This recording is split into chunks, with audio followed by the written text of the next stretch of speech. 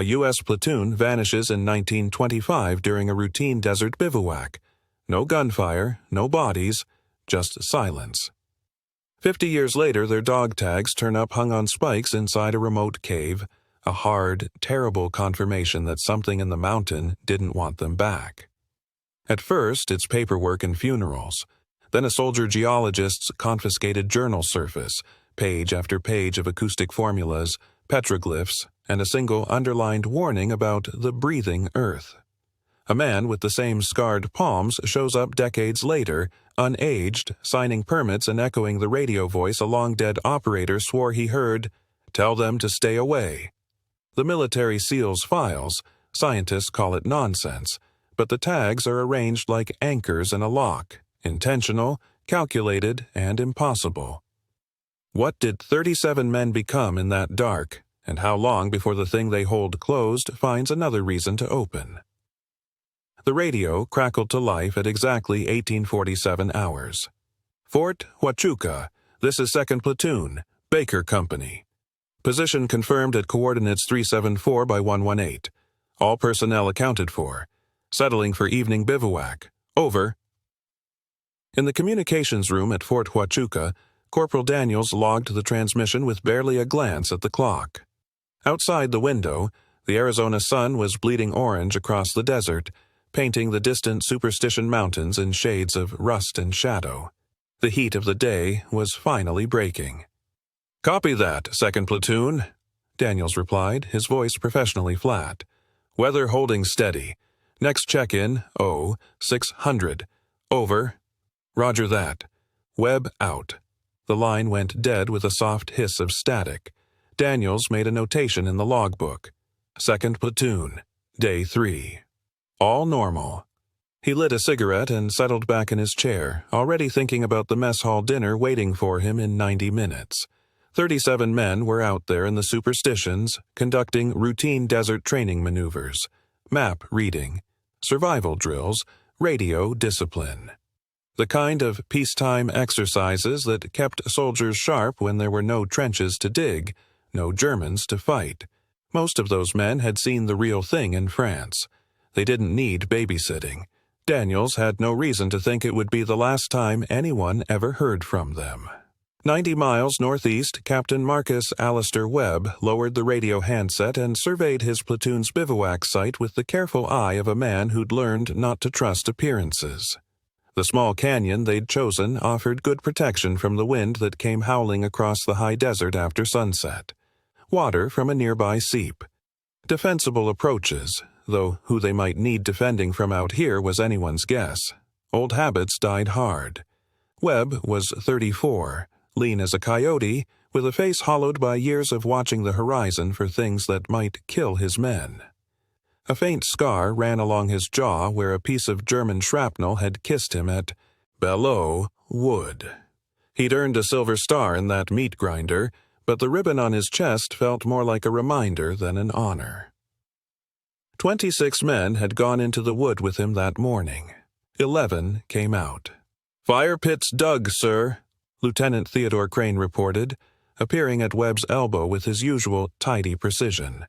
Crane was 32, a Pennsylvanian who moved like a man afraid of getting dirt on his uniform even in the middle of the Arizona wilderness. "Sentries posted. Men are opening rations." "Good." Webb glanced at the sky. The sun was touching the western peaks now, and the temperature was already dropping. Desert nights could freeze a man who wasn't prepared. "Make sure everyone knows. Bed down early. We're moving at 0500, and I want to make the ridgeline by noon tomorrow." "Yes, sir." Crane hesitated. "Sir, about Private Machin." Webb followed Crane's gaze across the camp. Most of the men were gathered in small clusters around their fire pits, heating coffee and trading the kind of low talk that soldiers fell into when the day's work was done. But one man sat apart, cross-legged on a flat rock, his back to the rest of the platoon. Private Leonard Elias Machin, 27, wiry as barbed wire and twice as sharp. Even from 30 yards away, Webb could see the notebook open on Machin's lap, the pencil moving in quick, precise strokes. "What about him?" Webb asked, though he knew what Crane was going to say. He doesn't mix, sir. The men think he's odd. The men think correctly. Webb watched Macon work. But he's the best damn field geologist I've ever seen, and out here that matters more than whether he sings along with the campfire songs. Crane's expression suggested he wasn't entirely convinced, but he was too good an officer to argue. Yes, sir. After Crane moved off, Webb walked over to where Machen sat. The private didn't look up, even when Webb's shadow fell across his notebook. The pages were covered in sketches, not of the landscape around them, but of something else entirely. Cross-sections of layered rock, branching tunnels that looked like blood vessels or tree roots, mathematical formulas that Webb didn't begin to understand, and symbols, strange geometric patterns that reminded Webb uncomfortably of things he'd seen scratched on canyon walls by people who'd lived in these mountains long before the army showed up with maps and radios. Machen's hands, scarred across both palms with old burn marks that puckered the skin, moved with absolute certainty. "Find something interesting, Private?" Webb asked. Machen's pencil stopped. He looked up, his dark eyes unreadable in the failing light. "The acoustics are wrong here, sir," Macon said. His voice had a strange quality, like it was coming from slightly farther away than it should. "When you talk, the sound should bounce off the canyon walls and come back, but it doesn't come back. It goes down." Webb listened. Now that Machen mentioned it, there was something odd about the silence between words, like the canyon was swallowing sound instead of reflecting it. "Limestone formations," Machen continued, his gaze drifting past Webb to the canyon walls, "probably honeycombed with caves, natural resonance chambers. The superstitions are famous for them. The Apache have stories about places where the earth breathes." "The Apache have stories about a lot of things," Webb said mildly. "Doesn't make them true." Machen's expression didn't change, but something flickered in his eyes.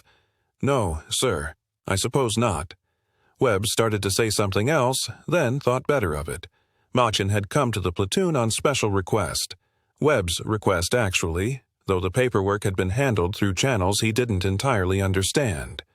The man had worked in Nevada silver mines before joining up, had been discharged from that job under circumstances that were sealed in files Webb wasn't authorized to read.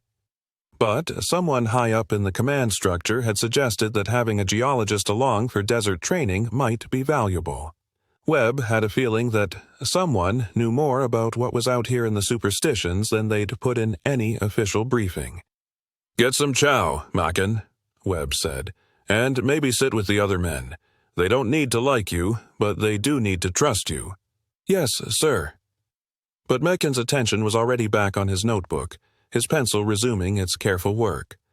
Webb walked back to the command tent where Crane was organizing the next day's maps. Around the camp, men were settling into their routines, cleaning rifles, writing letters home, dealing cards in the firelight. Private First Class Samuel Morrison, barely 19 with the red hair that had earned him his nickname, was showing a photograph to Sergeant William Oakes, who nodded appreciatively at whatever sweetheart Red was sweet on. Normal, peaceful, the kind of evening that made you forget there was ever such a thing as war. Webb shook his head. That was dangerous thinking. Forgetting was how you got careless. Careless was how you got men killed. Still, standing there in the desert twilight with his platoon safe and accounted for, he allowed himself a moment of something close to contentment. His daughter, a girl he'd never met, born 3 months after he'd left for this posting, would be 4 months old now back in Ohio. He carried her photograph next to his heart, a tiny wrinkled face in a blanket. Eleanor. His wife had named her Eleanor. He'd make it home to meet her. This was just training. There was nothing out here but rock and sky and the endless Arizona silence. Nothing at all. At Fort Huachuca, the hours crawled past midnight. Private Eugene Glass sat alone in the communications room, the only light coming from the radio equipment's soft glow and a single desk lamp. The night shift was the worst. Nothing but static and the occasional coded transmission from distant stations, the kind of routine traffic that made your eyelids heavy. Glass was 22, a Kansas farm boy who'd joined up because the Army paid better than wheat. He'd been working communications for 8 months and had the routine down cold. Log any incoming traffic, monitor the emergency frequencies, stay awake. That last part was getting harder. His head was just starting to nod forward when the radio exploded with sound. Not the normal hiss of an open channel, not the measured tones of a transmission. This was noise. A shrieking burst of static so loud that Glass jerked back in his chair, his hand flying to the volume knob. But under the static, there was something else. Voices. Screaming. Glass's blood went cold. He grabbed the headset, pressing the speakers tight against his ears, trying to make sense of what he was hearing. The voices were overlapping, too many to count, all shouting at once. Words he couldn't quite make out, and beneath it all, a sound like nothing he'd ever heard before, a deep, grinding rumble that made his teeth ache. Stone on stone.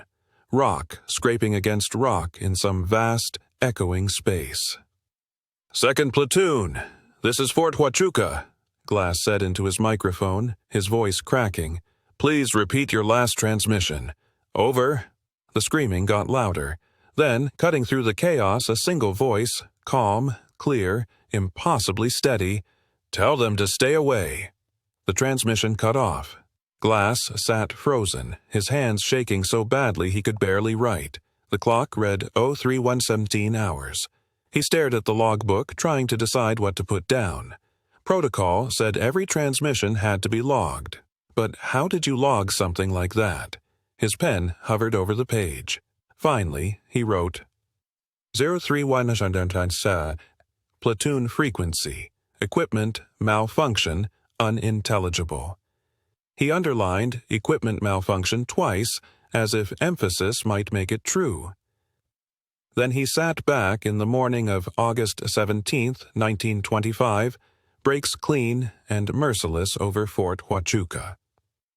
The Arizona sun climbs fast, bleaching the parade ground white by 05:30 hours, and by the time Corporal Daniel settles into the communication shack for the morning radio check, sweat already darkens the back of his uniform shirt. He glances at the roster. Second Platoon, Baker Company. Due at 0600 sharp. Daniels adjusts the frequency, double-checks the settings on the radio set. A temperamental beast that requires patience and a steady hand. He pours himself coffee from a dented perimeter pot and waits, watching the minute hand crawl toward the hour. At 0600, he keys the microphone. Fort Huachuca to Second Platoon, Baker Company. Morning check-in, over. Static whispers back. The empty hiss of distance. He tries again, slower this time, enunciating each syllable. Second Platoon, this is Huachuca. Acknowledge morning check, over. Nothing. Daniels frowns. Radio discipline in Captain Webb's platoon is ironclad. The man ran his unit like a Swiss watch. A missed check-in. Doesn't happen. He adjusts the gain, checks the connections, tries a third time. Still nothing. By 0615, Lieutenant Colonel Marsh is standing in the doorway of the shack, his jaw tight. Anything? No, sir. Dead air since I started calling. Marsh's fingers drum against the doorframe. Equipment? Tested it twice. We're transmitting fine. Keep trying, every 15 minutes. Marsh turns to leave, then stops. And Daniels? Get Glass in here. I want to know exactly what he heard last night. Private Eugene Glass stands in the colonel's office at 0645, still wearing yesterday's rumpled fatigues. His eyes are red-rimmed, shadowed with sleeplessness. Tell me again, Marsh says. Every detail. Glass swallows. It was 0317, sir. I just checked the log. The set crackled. Normal static at first, then louder, like the gain got turned all the way up, but I hadn't touched it. And then voices, multiple voices, shouting, but I couldn't make out words. It was all overlapping, frantic, and underneath, this sound like... Glass pauses, searching, like machinery grinding, or rocks scraping together, deep and continuous. Marsh leans forward. How long did it last? Maybe 10 seconds. Then one voice came through clearly. Just one phrase, tell them to stay away. After that, silence. And you logged it as equipment malfunction. Glass's face colors. Sir, I didn't know what else to put. It didn't make sense. I thought maybe I'd been dreaming, or the set picked up some civilian broadcast that got scrambled. At 03:17 in the morning, from the middle of the Superstition Mountains. I know how it sounds, sir. Marsh studies the young private for a long moment. You're off duty until further notice. Write down everything you remember, every sound, every word. And Glass, don't discuss this with anyone. Dismissed. By noon, concern has metastasized into alarm. The officers gather in the command building's war room, a converted barracks space with maps tacked to every wall. Major Reeves, the base operations officer, has pulled the platoon's planned route and marked it in red grease pencil across a topographical map of the Superstitions. Last confirmed position was here. Reeves taps Needle Canyon with one thick finger. Day 3 of a 5-day exercise. They had rations for 7, 3 radio sets, standard infantry load. Could they have moved overnight? Another officer asks. Changed position before the morning check? Not Webb, Marsh says flatly. That man follows orders like gospel. If his schedule said bivouac through EO 800, his men were bivouacked through EO 800. Equipment failure? On all 3 radios simultaneously? Unlikely. Reeves pulls out Glass's incident report, now typed and official. What about this transmission at 031 scene? If the men were in distress, then why didn't they call for help? Marsh cuts in. Why say stay away? The room falls quiet. Outside, the afternoon heat shimmers and waves off the desert floor. I'm sending a search team, Marsh finally says. 20 men, experienced trackers. They leave in 1 hour. The search team departs Fort Huachuca at 1400 hours in the 3 trucks loaded with water, medical supplies, and enough rope to descend every canyon in the Superstitions. Sergeant First Class Harold Brandt, a weathered veteran with 30 years in the Arizona Territory, leads the effort. They reach the platoon's last reported position by late afternoon. The bivouac site is exactly where it should be, nestled in a shallow wash beneath a limestone overhang. But something is wrong. The campfires are cold, barely warm ash scattered by wind. Equipment lies scattered, a canteen here, a mess kit there, a bedroll half unfurled. It looks less like an orderly departure and more like an interrupted evacuation. They left in a hurry, Brandt mutters, kneeling beside a rucksack left open, its contents spilling onto the dirt. One of his men points. Sergeant, look at this. They found boot prints, military issue, fresh enough to still hold sharp edges in the hard-packed soil. The tracks lead north, toward a narrow defile between 2 rock faces. Brandt follows them, his team spreading out in a practiced search pattern. The tracks continue for 200 yards, clear as day, dozens of boots moving in formation. Then, at the mouth of a box canyon, they stop. Not fade, not scatter, stop. Ground beneath Brandt's feet is bare limestone, smooth as a table, and there's not a mark on it. It's as if 37 men walked to this exact spot and simply ceased to exist. Get those Apache trackers up here, Brandt says quietly. Get them up here now. By August 20th, the search has become a full military operation. 300 soldiers comb the Superstitions in grid patterns, bloodhounds from the state penitentiary bay, and wine, picking up scents that lead nowhere. A civilian pilot hired from Phoenix flies reconnaissance missions, scanning the endless maze of canyons and arroyos from the air, finding nothing but stone and shadow. The Apache trackers from San Carlos arrive on the 4th day. 3 men who know the desert like their own skin, who can read stories in disturbed pebbles and bent grass. They study the tracks, confer in low voices, follow the trail to the limestone slab where it ends. The eldest tracker, a man named Taza, crouches for nearly an hour, running his fingers across the rock. Finally, he rises and speaks to Sergeant Brandt through an interpreter. He says the tracks are real. The men walked here, but they did not walk away. Then where did they go? The tracker's reply, when translated, raises the hair on Brandt's neck. He says it is as if they were lifted from the earth, or the earth swallowed them. There is no sign of struggle, no blood, no disturbance. They simply are not here anymore. On August 23rd, a civilian guide named Gerald Bryce, hired to help navigate the deeper canyon systems, splits off from his assigned team. He tells them he's checking a side passage, a narrow slot canyon he knows from previous trips.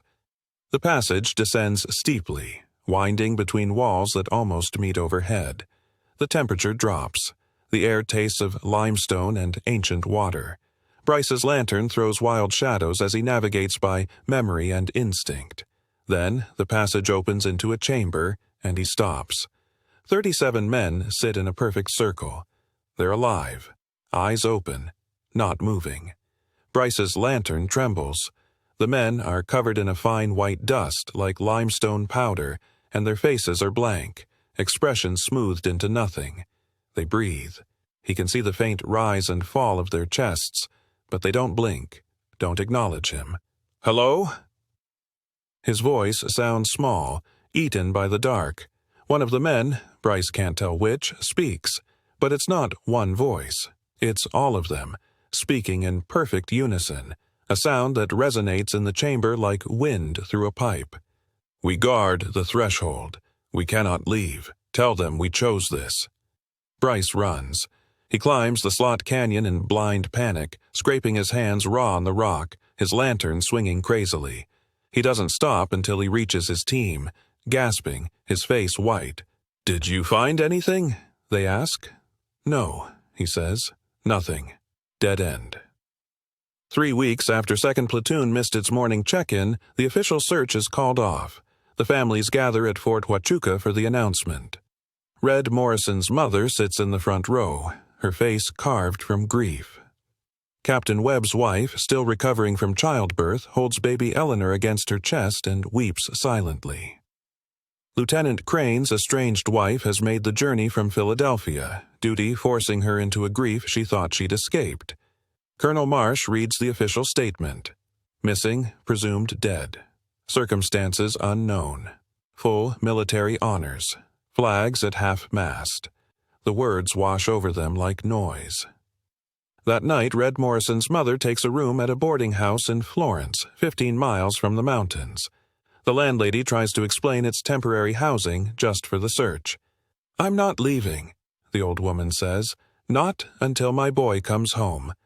She will stay for 7 months, sitting on the porch each evening, watching the superstitions turn gold and purple in the sunset, waiting for a silhouette that never appears." In a locked office in the Fort Huachuca Intelligence Section, a lieutenant catalogs the platoon's personal effects. Most of it is standard.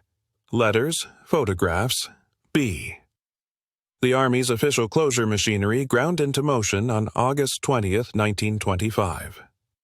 The language was bureaucratic, designed to transform 37 breathing men into administrative categories: missing, presumed dead, circumstances unknown, forms in triplicate, telegrams to next of kin.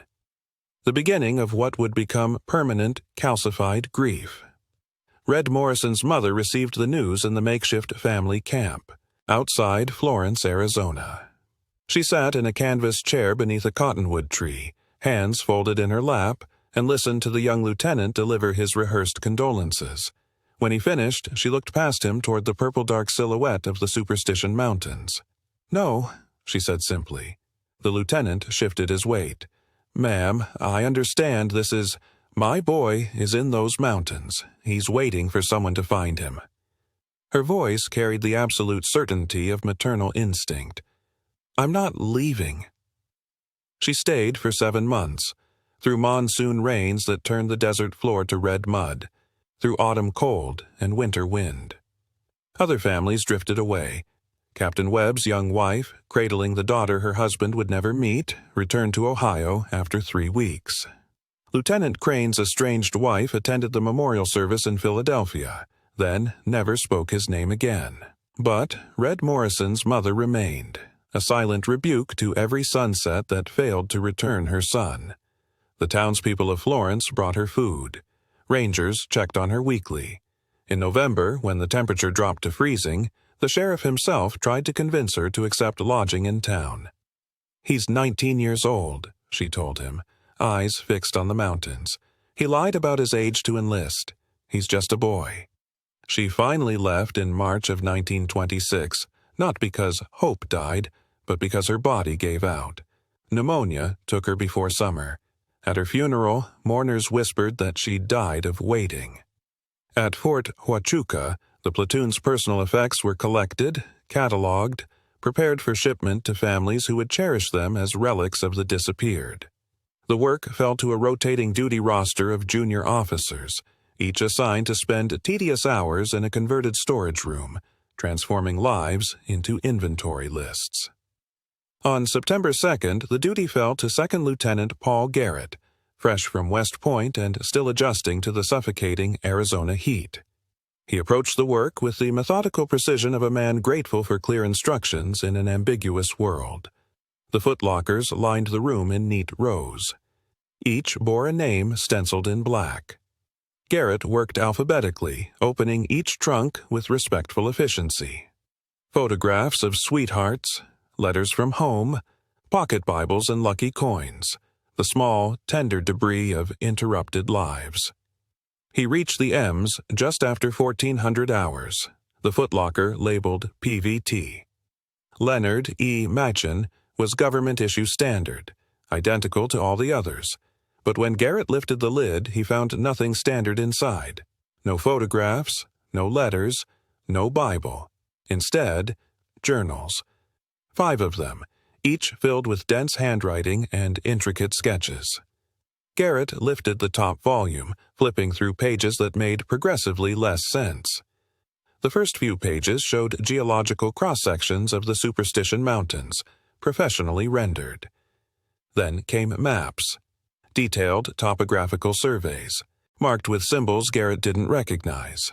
Crude petroglyphs copied beside notes in what might have been Apache, or might have been something older.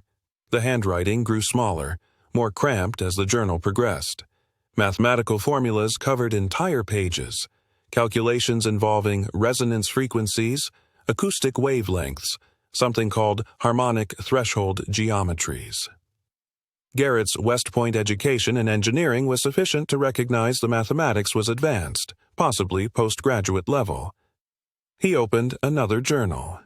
This one contained sketches of cave systems rendered in cross-section, showing chambers and passages that connected in ways that seemed to violate three-dimensional space. Beside one particularly elaborate diagram, Machen had written in careful block letters, "The Earth breathes. When it exhales, doors open." Garrett set the journal down carefully, as if it might be contaminated. The third journal was worse. Page after page of petroglyphs, the same symbols recurring in different combinations, sometimes annotated with English translations. Threshold, guardian, the below place, what sleeps. One page showed a crude drawing of human figures arranged in a circle. Inside the circle, something dark and formless. Beside it, they become the hinges. The door requires sacrifice, or it stays open forever. Garrett's hands had begun to sweat despite the room's relative cool. He opened the final journal, dated to just days before the platoon's departure. The handwriting here was nearly illegible, cramped and frantic. August 10th, 1925. Webb approved my request to survey Needle Canyon. He doesn't understand what we're looking for, neither does Crane. Good men, both. Too good. If I'm right about the confluence point, if the old maps are accurate, we'll know within 3 days of arrival. The acoustic signature should be unmistakable. August 12th. Final equipment check. Standard infantry gear will be sufficient for the first stage. If we find it, if it's active, decisions will have to be made. I've spent 2 years preparing for this. Webb trusts me. I hope that's enough at August 13th. Tonight, I dream of the Nevada shaft, the sound it made, the thing that looked back when I looked down. Tomorrow, we leave. Whatever we find, I won't run again. This time, I'll understand. The entry ended there. Garrett sat very still, journal open in his lap. the September heat suddenly oppressive. Around him, the other footlockers waited with their ordinary grief, love letters and family photos, the expected sadness of interrupted futures. This was something else entirely. He stood, crossing to the door, checking the hallway. Empty. The administrative wing was quiet at midday, most personnel at mess or on duty elsewhere. Garrett closed the door, locked it. He returned to Malkin's footlocker and searched it thoroughly. Beneath the journals, he found a hand-drawn map of the Superstition Wilderness, far more detailed than any official Army survey. Needle Canyon was marked with a red X. Around it, in a careful radius, Machin had drawn 7 more symbols, the same petroglyphs from the journals. Folded inside the map, a photograph. It showed a mine entrance somewhere in rocky desert country. The photograph was old, the sepia tone suggesting it predated Machin's Army service. Written on the back in faded pencil, Silver Run Mine, Nevada, July 1923. Don't look down. Garrett examined the photo's background, just visible in the mine's black entrance, a pale smudge that might have been a face or might have been a trick of light and shadow. He couldn't tell. He didn't want to look too closely. He made his decision quickly before rational thought could intervene. Garrett gathered all 5 journals, the map and the photograph. He placed them in a manila envelope from his desk, sealed it, and wrote on the front in his neatest hand, "Priority, eyes only. Intelligence inquiry." The rest of Macon's effects, spare uniforms, toiletries, a single paperback novel, went into the standard shipment inventory. Nothing unusual, nothing to raise questions. He hand-carried the envelope to the office of Captain Harris, the fort's intelligence liaison, a tight-lipped career officer who'd spent the war analyzing enemy communications. Harris accepted the envelope without opening it, reading only Garrett's cover note. Material recovered from effects of missing platoon member. Content suggests pre-mission awareness of geological anomalies in operational area. Recommend classification pending review. "You read these?" Harris asked. "Yes, sir. Enough to know they're beyond my clearance." Harris nodded slowly. "You logged this material in the effects inventory?" "No, sir." "Good. You're dismissed, Lieutenant. You found nothing unusual in Private Machin's footlocker. Standard personal items, forwarded to next of kin per protocol. Understood?" "Understood, sir." Garrett returned to the storage room. He completed the inventory list for Machin's locker with practiced efficiency. Standard uniforms, toiletries, 1 paperback novel, returned to family. No items of intelligence value. He moved on to the next footlocker, a sergeant's trunk filled with woodworking tools and letters from a wife in Kansas. 3 days later, in an unmarked office in the fort's headquarters building, Captain Harris read through Macon's journals for the 3rd time. The first reading had been cursory, skeptical. The second reading had been careful, troubled. The third reading was the one that convinced him. He picked up his telephone, speaking a single sentence to the operator. "Get me Washington. Army Intelligence, European Desk. Priority Classification." While he waited, Harris opened the journal to a page near the end, reading again the passage that had decided him. The old ones knew. Every culture that built in stone, that went deep enough, they learned. Some sealed the doors. Others left guardians. We've forgotten, but the earth remembers. And some doors were never meant to be opened, even from the inside. The phone rang. Harris answered. "This is Captain William Harris, Fort Huachuca. I need to report potential intelligence matter related to the missing platoon case." "Yes, 2nd Platoon, Baker Company." "No, sir, not a search update. This is different.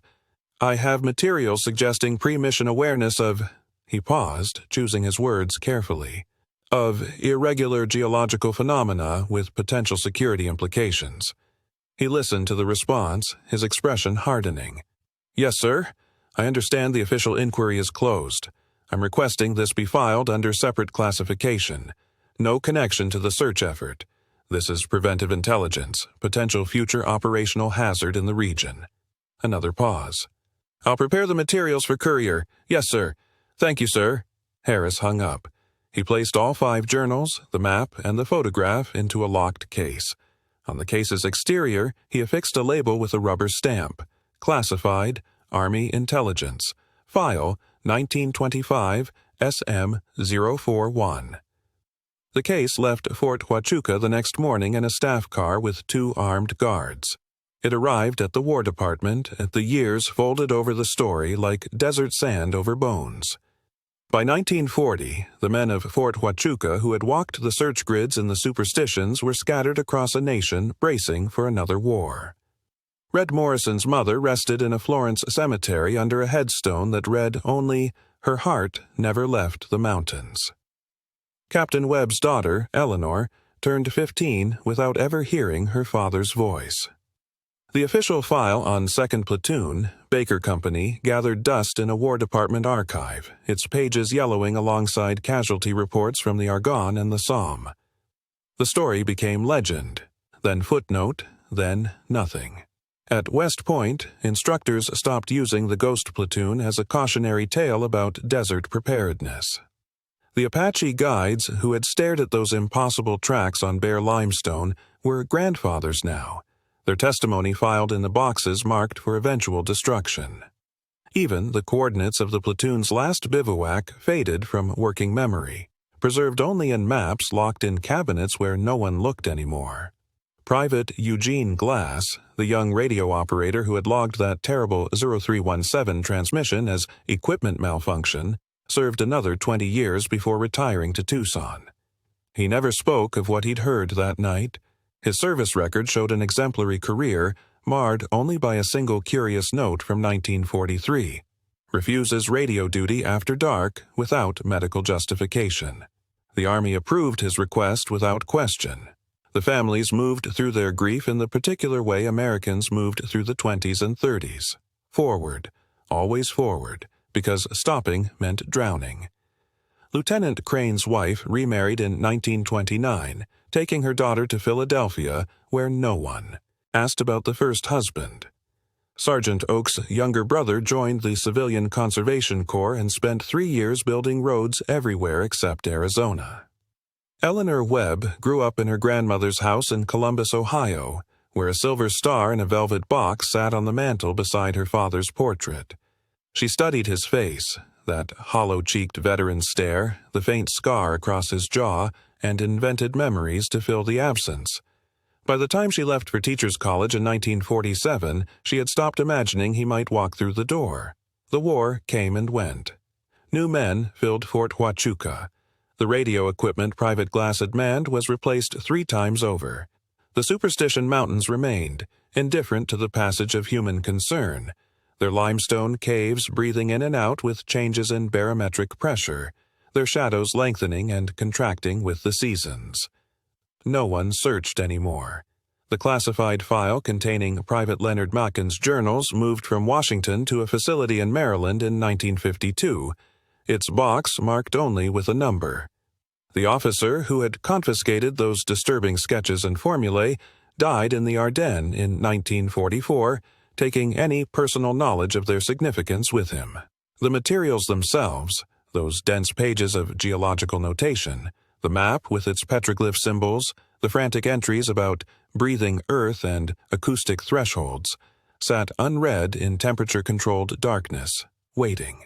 On the morning of May 17, 1963, a woman named Dorothy Keene sat at her desk in the Apache Junction Municipal Building, processing permit applications with the same efficient boredom she'd brought to the task for 11 years. The small office smelled of carbon paper and the Folgers her husband had brewed that morning. Through the window, she could see the Superstitions rising purple in the distance, the same view she'd stopped noticing sometime around 1957.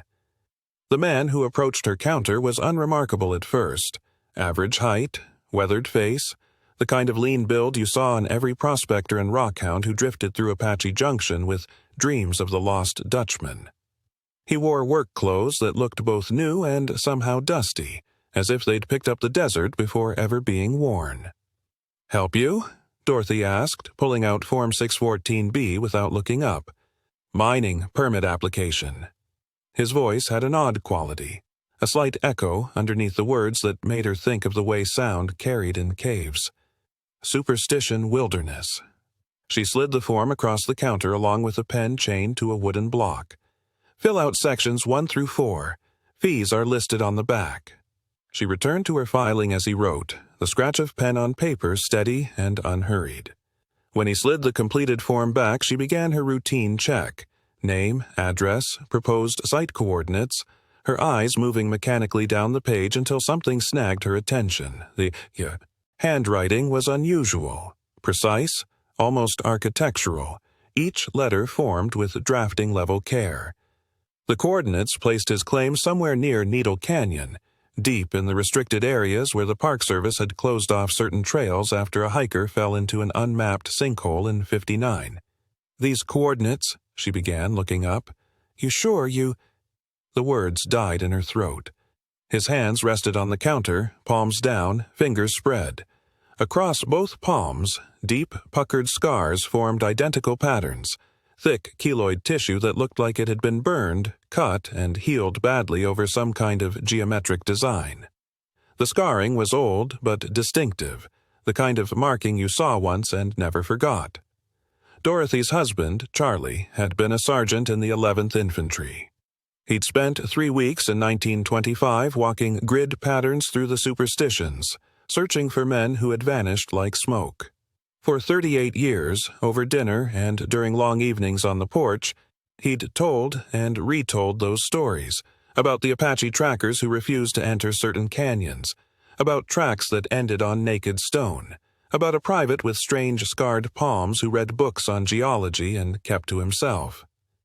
Your name, Dorothy said slowly, her mouth gone dry. Leonard Matthews? That's right. No hesitation. His eyes met hers and she noticed they were very dark, unusually dark. There was a... She stopped, her hand trembling slightly as she reached for the form. My husband served at Fort Huachuca, long time ago. There was a man in a platoon that went missing. He had scars on his hands, just like... The man, calling himself Leonard Matthews, smiled. It didn't reach those dark eyes. That must have been a different person, he said quietly. Those old Army stories get confused over the years. Thank you for the permit. He took the approved form she'd stamped without thinking, her training overriding her alarm. When he turned to leave, she noticed he moved with perfect balance like someone accustomed to navigating uneven ground in darkness. The door closed behind him with a small bell's chime. Dorothy sat very still, staring at the space where he'd stood. Then she reached for the telephone, her hands shaking hard enough that she had to dial Charlie's work number twice before getting it right. That evening, in a neat ranch house on the east side of Apache Junction, Charlie Keene sat at his kitchen table with a cardboard box he hadn't opened in a decade. His wife stood at the sink, arms crossed, watching as he lifted out a stack of photographs wrapped in wax paper. The images were crisp despite their age. Formal portraits taken at Fort Huachuca in the spring of 1925. Charlie shuffled through them until he found the one he remembered, a group shot of 2nd Platoon, Baker Company. 37 men in dress uniform standing in 4 rows, their faces young and solemn. In the back row, 3rd from the left, Private Leonard E. Machin. Charlie pulled the photograph closer to the lamp, studying the face. Lean features, intense eyes, and visible even in the grainy black and white because the photographer had insisted on a formal pose with hands visible, distinctive scarring across both palms. It's him, Dorothy whispered. Charlie said nothing. He was looking at the date stamped on the photo's border, April 2nd, 1925. He was looking at the face of a 27-year-old man, a face that had not aged one day in 38 years. He stood slowly, his chair scraping against linoleum, and walked to the telephone mounted on the wall. The business card, tucked behind the FBI field office number, had been there so long the edges were fuzzy with dust. Special Agent Frank Holloway, the card. Read. Unusual Cases Division. Charlie dialed. The phone rang 4 times before a voice answered, professional and alert despite the late hour. Holloway? "This is Charles Keene, retired Army, Apache Junction. I need to report something. Someone." Charlie's voice was steady, trained by years of military discipline to deliver clear information under pressure. "A man who shouldn't exist just applied for a mining permit in my wife's office. I have photographic proof he hasn't aged since 1925. A pause. Then, "Don't let anyone touch that photograph. I'll be there by morning." The line went dead. Charlie hung up the phone and returned to the table where the faces of the ghost platoon stared up at him from fading paper. 37 men. He'd helped search for their bodies, had walked the canyons calling their names until his voice gave out. He'd stood at Red Morrison's mother's graveside and saluted an empty coffin. Now, one of those men had walked into his wife's office and filled out paperwork in neat, unhurried handwriting.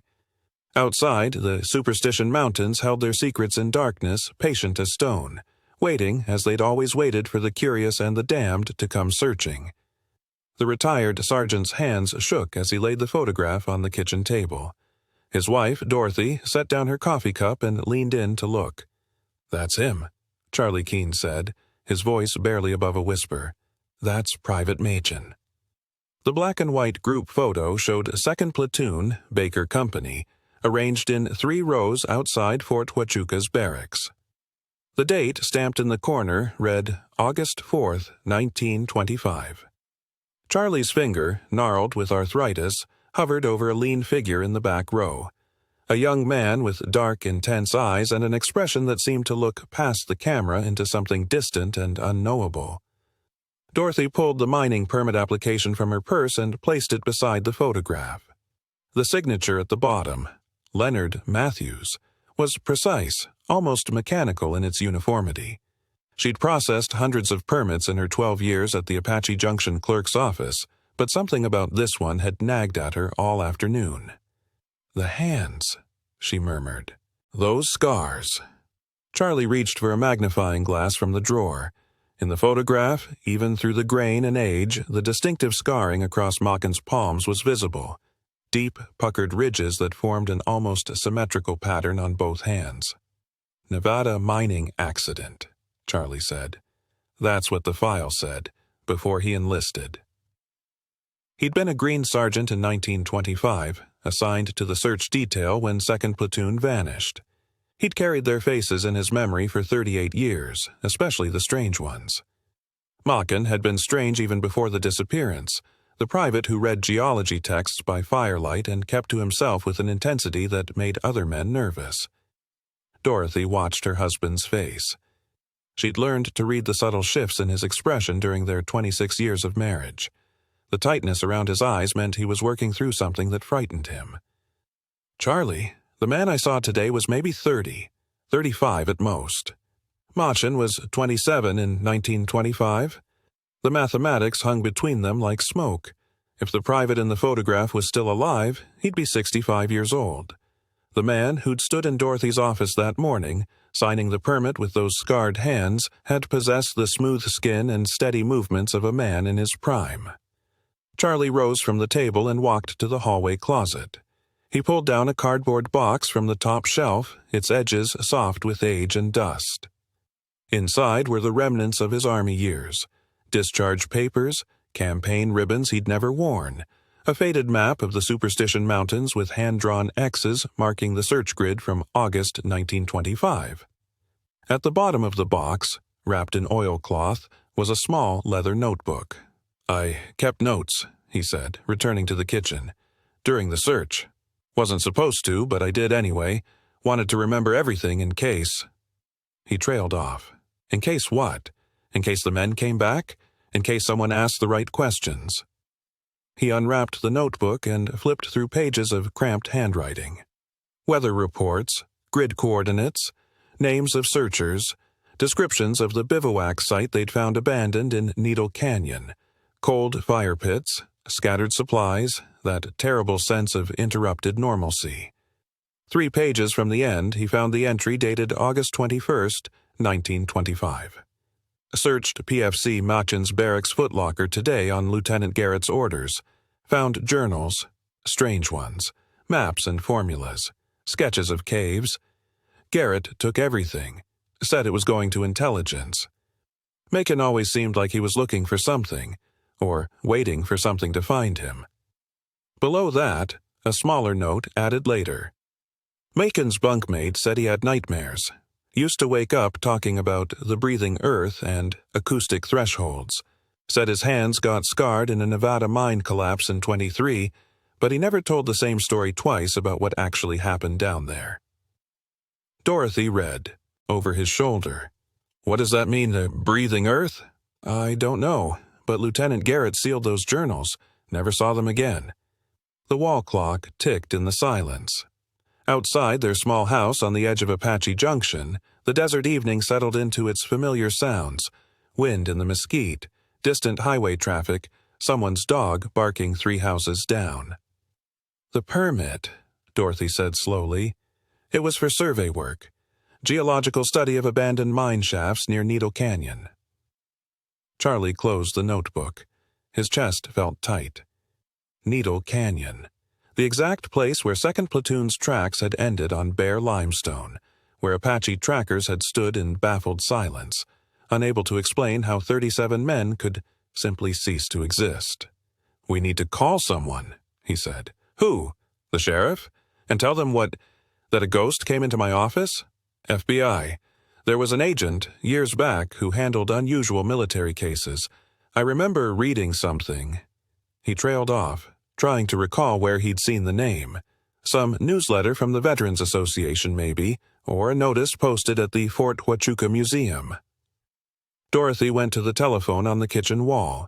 She pulled out the Phoenix directory and began flipping through the government pages. Charlie stared at the photograph again. 37 faces looked back at him. Young men, most of them barely more than boys. Captain Webb in the center with his decorated chest and war-scarred jaw. Lieutenant Crane, beside him, neat and precise even in a field photograph. Red Morrison, God, Red Morrison, grinning at the camera like the world was a grand adventure. And in the back row, Private Leonard Machin, with eyes that seemed to know something the others didn't. Here, Dorothy said. FBI Field Office, Phoenix, Southwest Division. She pulled the phone from the wall and began to dial. Charlie returned to the box and withdrew the one item he'd kept hidden from everyone, even his wife. It was a formal portrait, standard Army issue, taken at Fort Huachuca's photography studio. Private Leonard E. Machin, in dress uniform, hands resting formally on his lap. The photographer had captured every detail with professional clarity. The texture of the wool uniform, the glint of collar insignia, and most importantly, the scarring across both palms where they lay against his thighs. Distinctive scars. Symmetrical, almost like symbols or glyphs pressed into flesh. He heard Dorothy speaking into the phone, asking for someone in the Unusual Cases Division, explaining without explaining, using the careful language of someone who knows how crazy they'll sound. Charlie held the portrait up to the window's fading light.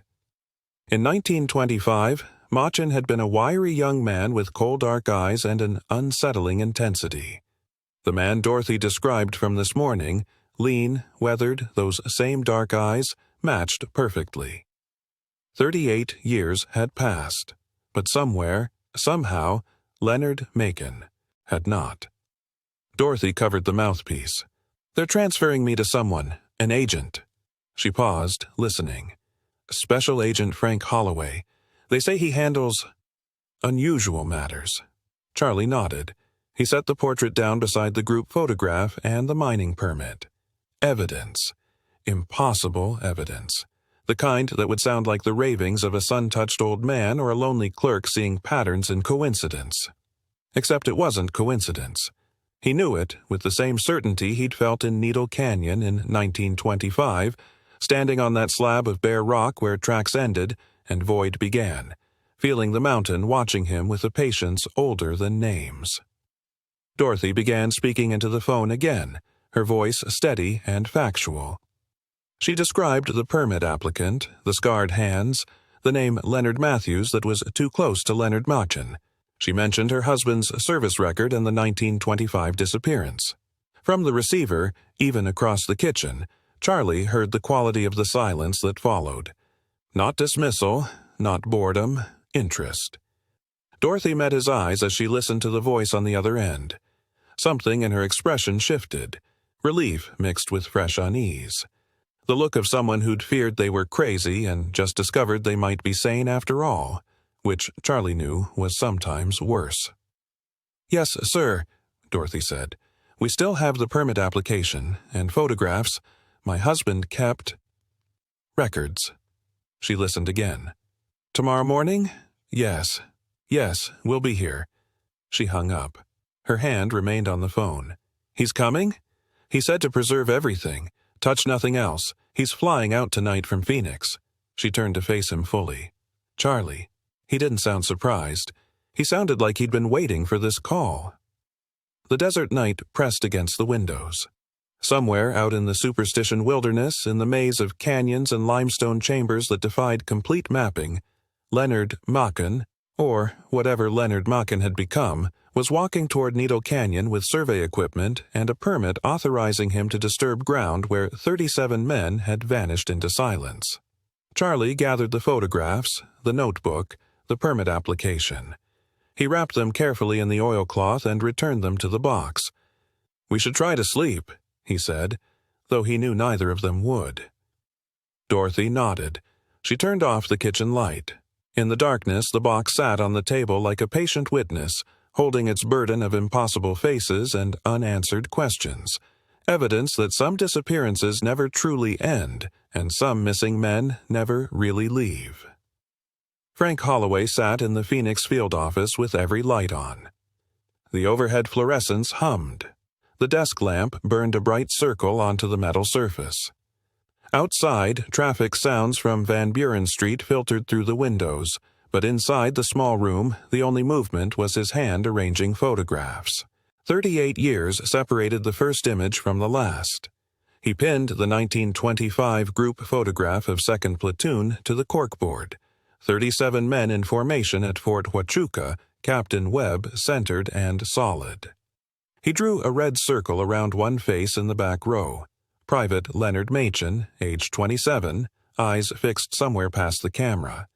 Then he pinned the April 1940 report from Carlsbad, New Mexico. A mining foreman had filed a complaint about a surveyor who'd purchased equipment from the company's store, then disappeared without collecting his deposit. The description matched.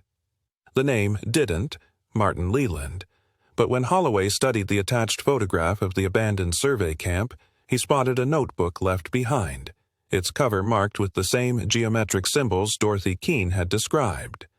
Next came the Utah file. January 1955, near Moab. A geology professor from the University of Utah had encountered a man conducting unauthorized surveys in a BLM-protected canyon system. The professor, Dr. Emil Howarth, had reported the incident to local rangers. The man had given his name as Leonard Mills.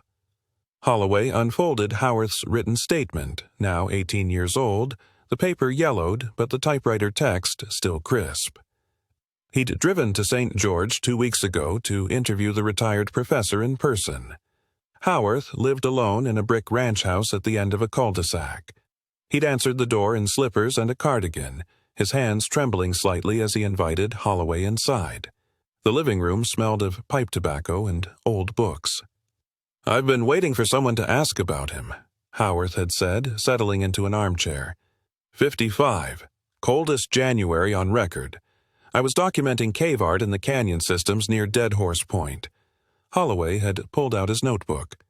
"Tell me what you remember." "I found him in a slot canyon off the main drainage. He had modern surveying equipment, theodolite, seismograph, things you wouldn't expect in that terrain. He was taking acoustic measurements." Howarth paused, his fingers worrying the arm of the chair. "When I approached, he turned, and his voice, it didn't sound right. It echoed, but not the way sound should echo in a canyon. It came from inside him, like he was speaking from a deep well." "What did he say?" "He said, 'The resonance is wrong here. They're too deep.' Then he asked me how many caves I'd mapped in the region. I told him 12 major systems. He shook his head and said, 'You've only found the fingers. The hand is still hidden.'" Howarth's eyes had gone distant. I asked what he meant.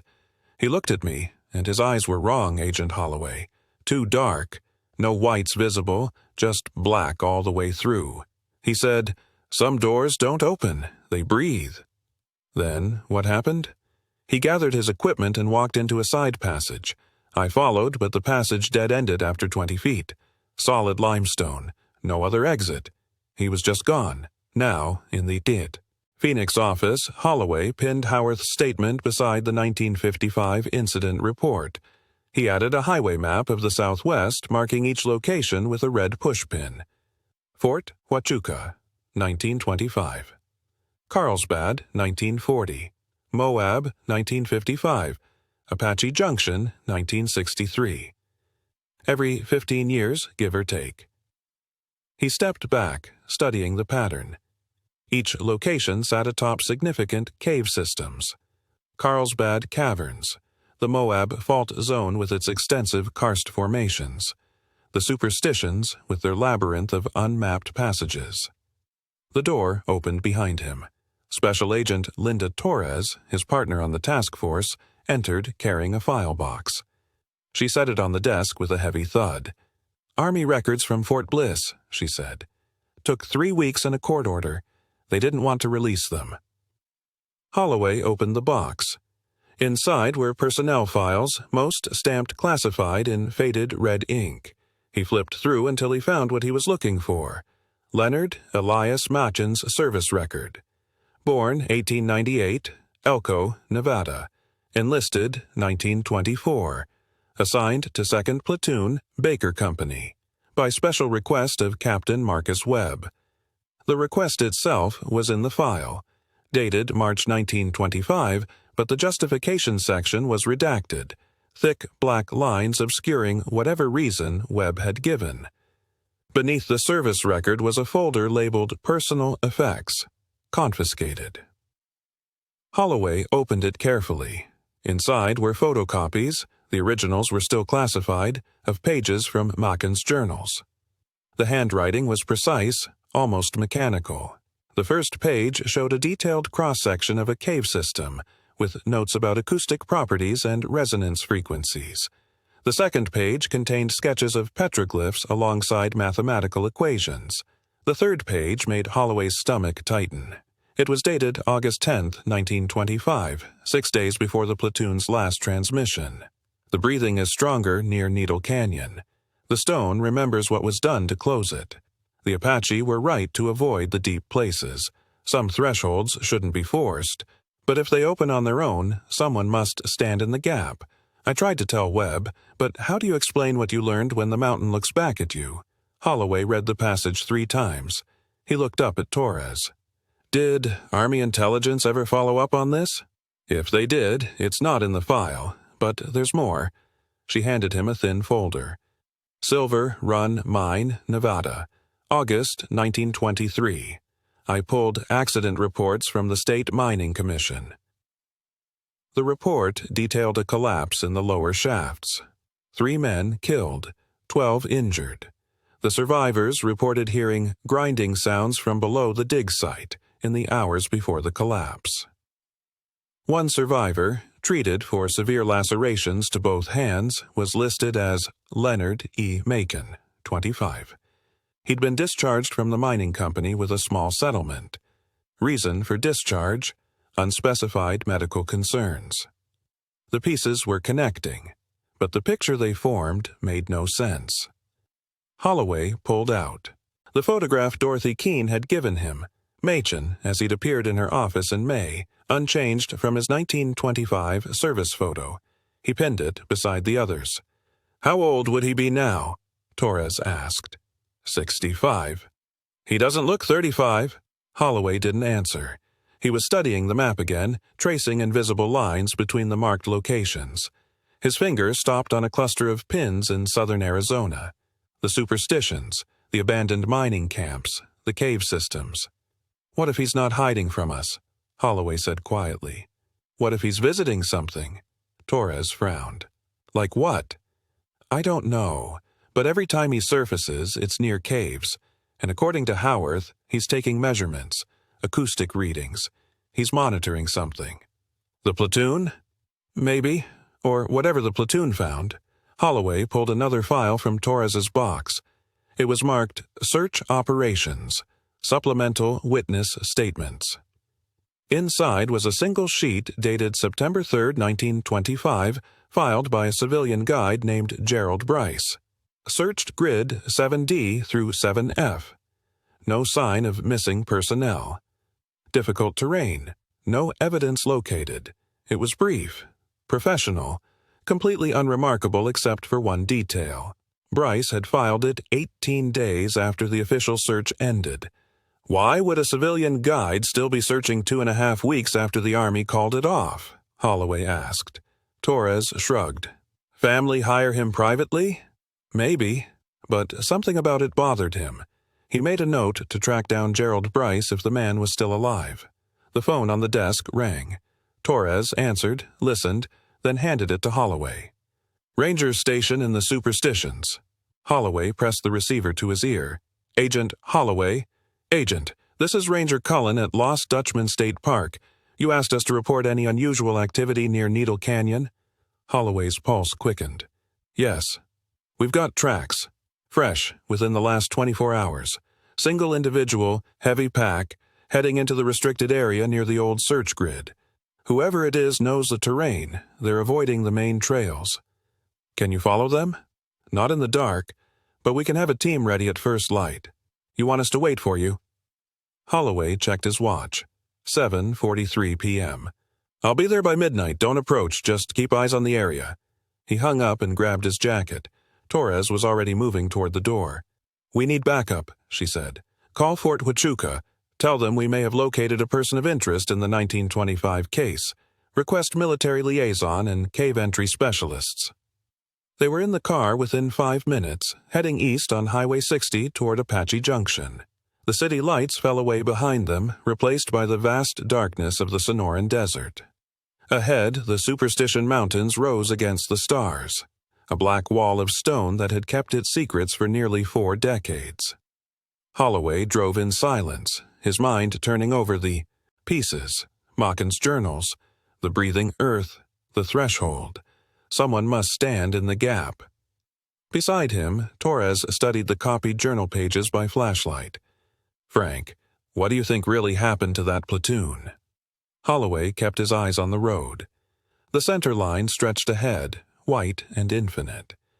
I think, he said slowly, they found something they weren't supposed to find, and I think Machen has been trying to get back to it ever since. Why? That's what we're going to ask him. The team descended into the unmarked cave at dusk, boots scraping against a limestone worn smooth by centuries. Agent Holloway led 6 men, 2 FBI, 4 Army specialists, down a passage so narrow their shoulders brushed both walls. His flashlight beam cut through darkness that seemed to push back, to resist. Behind him, Sergeant Wade from Fort Huachuca whispered, "This place ain't on any map." "None of them are," Holloway muttered. They'd watched Machen enter 4 hours ago, a silhouette carrying surveying equipment and something that looked like a primitive seismograph. The cave entrance sat in a fold of rock invisible until you were 10 feet away, exactly the kind of geological anomaly that appeared in every Machen sighting since 1925. The passage opened into a chamber the size of a small church. Holloway's light swept across walls scarred with tool marks, recent excavation around natural formations. Rope lay coiled near a vertical shaft that dropped into deeper darkness, but what stopped them all, what made Wade audibly gasp, was the wall. 33 dog tags hung from iron spikes driven into the limestone, each one suspended on its original chain. They'd been arranged with geometric precision. 3 rows, 11 per row. Holloway recognized some of the names from his research. SGT, William Oakes, PFC, Samuel Morrison, CPL, James Delaney. "Jesus Christ," breathed Agent Torres beside him. A sound came from deeper in the chamber, metal scraping stone, rhythmic and deliberate. Holloway raised his pistol, flashlight mounted beneath the barrel. The other men fanned out, their lights creating a web of intersecting beams. Leonard Macon stood before the wall of tags, his back to them. He wore the same clothes the ranger had described. Canvas work pants, a shirt that looked military surplus from decades past. His hands, those distinctively scarred hands, held a small hammer. As they watched, he drove another spike into the wall with 3 precise strikes. "Federal agents," Holloway called. "Step away from the wall, hands where we can see them." Macon continued his work, unhurried. He lifted a dog tag from a canvas bag at his feet. Where had he gotten more, and hung it carefully on the new spike. The tag swung gently, catching the light. "Leonard Macon," Torres said, her voice steady despite the tremor in her gun hand. "We know who you are. We know what you are. You don't know anything." His voice came quiet, almost gentle, but it carried strangely in the chamber. Echoes that shouldn't exist in a space this size, harmonics that made Holloway's teeth ache. "Then explain it to us," Holloway said. He took 2 steps closer, training never leaving the man's back. "Help us understand. The platoon. What happened to them?" Machin set down his hammer. When he turned, Holloway's breath caught. The man's face was gaunt, skin stretched tight over bone, but that wasn't what held him frozen. It was the eyes. No whites remained, just darkness that reflected nothing, that seemed to pull light inward and down. "I've tried," Mackin said. Those echoes again, as if multiple voices spoke in near unison.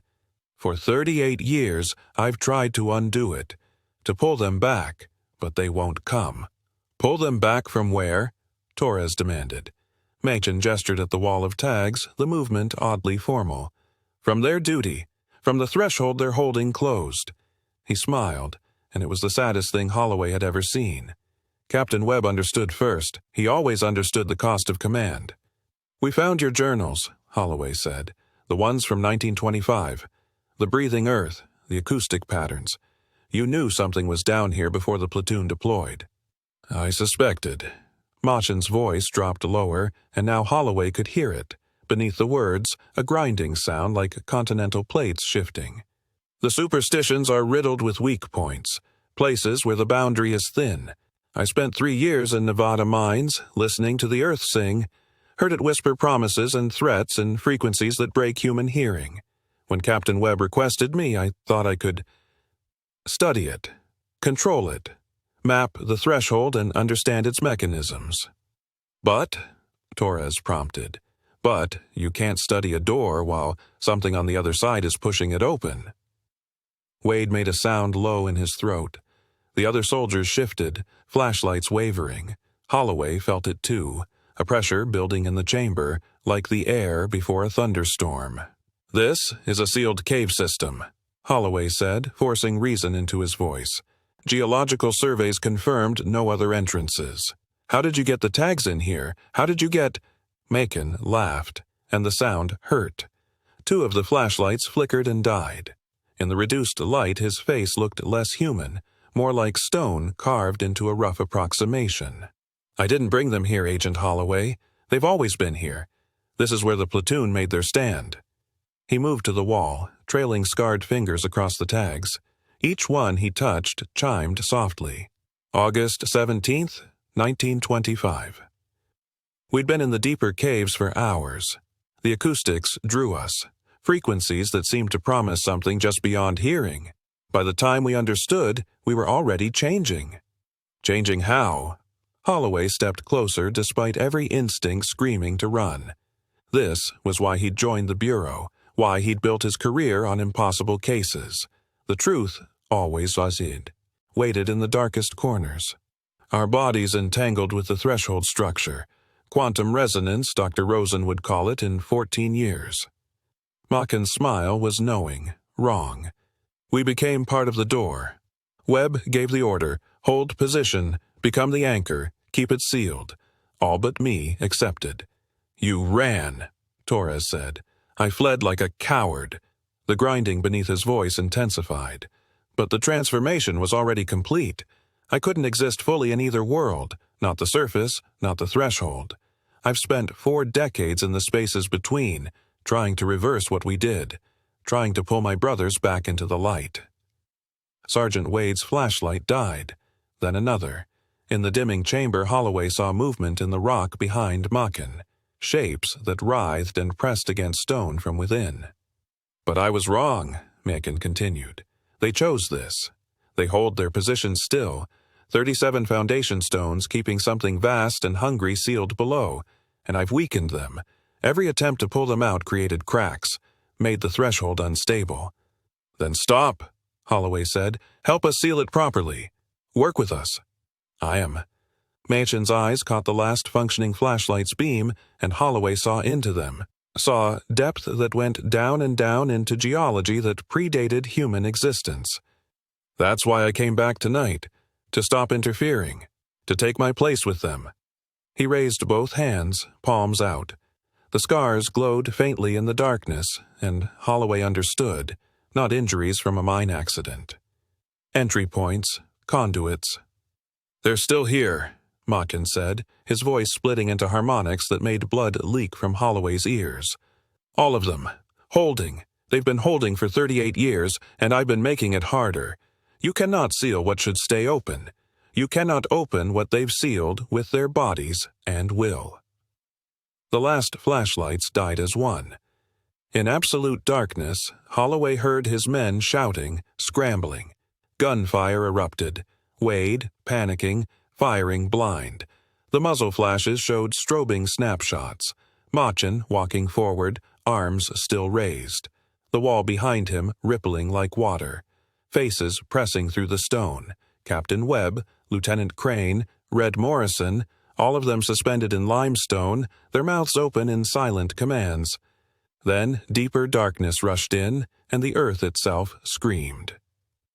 Holloway ran. They all ran, following the upward slope by touch and memory and pure survival instinct. Behind them, the grinding grew to a roar. The cave shook. Rocks fell. They burst into moonlight gasping, bleeding from their ears, and turned as the mountain shuddered. The cave entrance folded inward with a sound like a vast intake of breath. Dust billowing out in a perfect ring. Then silence. In his pocket, something cold and heavy appeared where nothing had been. Holloway pulled it out with shaking hands. A dog tag, pristine despite its age, swung from his fingers. PVT. Leonard Machin. Torres stared at it. Wade made the sign of the cross. "Get the excavation team," Holloway whispered. "Now." But he already knew what they would find. The mountain shook once. A single, decisive shudder that sent equipment clattering against stone. In the mobile command center, parked on a fire road 17 miles from the Chiricahua Cave entrance, Dr. Yakov Rosen's hand froze over the seismograph readout. The needle had spiked violently, then dropped to absolute zero, not normal baseline. 0. As if every instrument monitoring the mountain had suddenly lost contact with whatever it had been measuring. "That's not possible," he whispered. Major Karen Vasquez was already on her radio. "Echo Team, report! Echo Team, do you copy?" Static answered. Then, crackling through the interference, came Sergeant Ramirez's voice, breathless and tight. "Command, we're evacuating. Repeat, full evacuation. The chamber is—" The transmission dissolved into a roar like wind through a canyon the size of the world. Vasquez didn't wait. She was out of the vehicle and running for the trailhead, Rosen stumbling after her with a handheld sensor unit. The November sun sat low over the Chiricahuas, painting the ridgelines copper and shadow. Somewhere in those mountains, her team was fleeing from something that defied her ability to classify it as enemy, hazard, or natural event. The first soldier emerged from the cave mouth at 1847 hours, the same time Captain Webb had made his final normal transmission 52 years earlier. Vasquez noticed this detail later, when reviewing the operation logs. At the moment, she was focused on Corporal Hayes, who came out at a controlled run despite the terror plain on his face. More followed. 3, 5, 8. Ramirez came last, half carrying a younger specialist whose eyes had the unfocused stare of shock. The sergeant saw Vasquez and pointed back at the cave entrance. "It's collapsing, not falling, collapsing, like it's being pulled inward." Vasquez could see it now. The entrance wasn't spilling rubble, it was shrinking, the rock face around the opening drawing together like a closing iris, smooth and continuous and absolutely wrong. "Where's Machen?" she demanded. "He didn't move, ma'am." Ramirez was a 15-year veteran who'd served 2 tours in Vietnam, and his hands were shaking. He just sat there while his skin turned to Jesus, while he turned to stone, right in front of us, and the sound, "I need facts, Sergeant." "Facts." Ramirez laughed, sharp and humorless. "The facts are that man spent 50 years trying to die, and when he finally did, the whole goddamn mountain noticed." Behind them, the cave entrance completed its impossible contraction. Where there had been an opening large enough to walk through, there was now only unbroken rock face, the stone seamless and ancient-looking, as if no cavity had ever existed there. Dr. Rosen's sensor unit emitted a steady, flat tone. "The signature's gone," he said quietly. "Completely. No residual quantum variance, no magnetic anomaly. The entire formation reads as stable Paleozoic limestone, standard composition." He looked up at the mountain, then at Vasquez.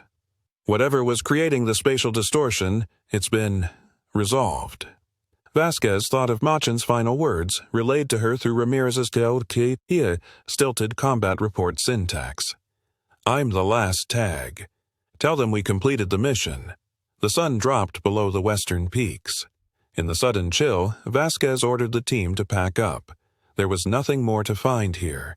Whatever answers existed were now part of the mountain itself, sealed in stone alongside the 38 men who had chosen to become something other than soldiers, something more permanent than human.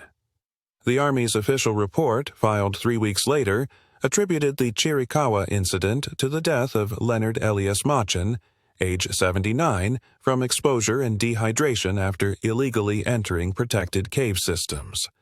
The report noted significant mental illness evidenced by journals filled with delusional content. Machen's body, the report stated, had been lost in a subsequent rockfall before recovery could be attempted. The FBI concurred with this assessment. Special Agent Frank Holloway, now retired and living in Flagstaff, read the report and placed a single phone call to Major Vasquez. "Is it finished?" he asked.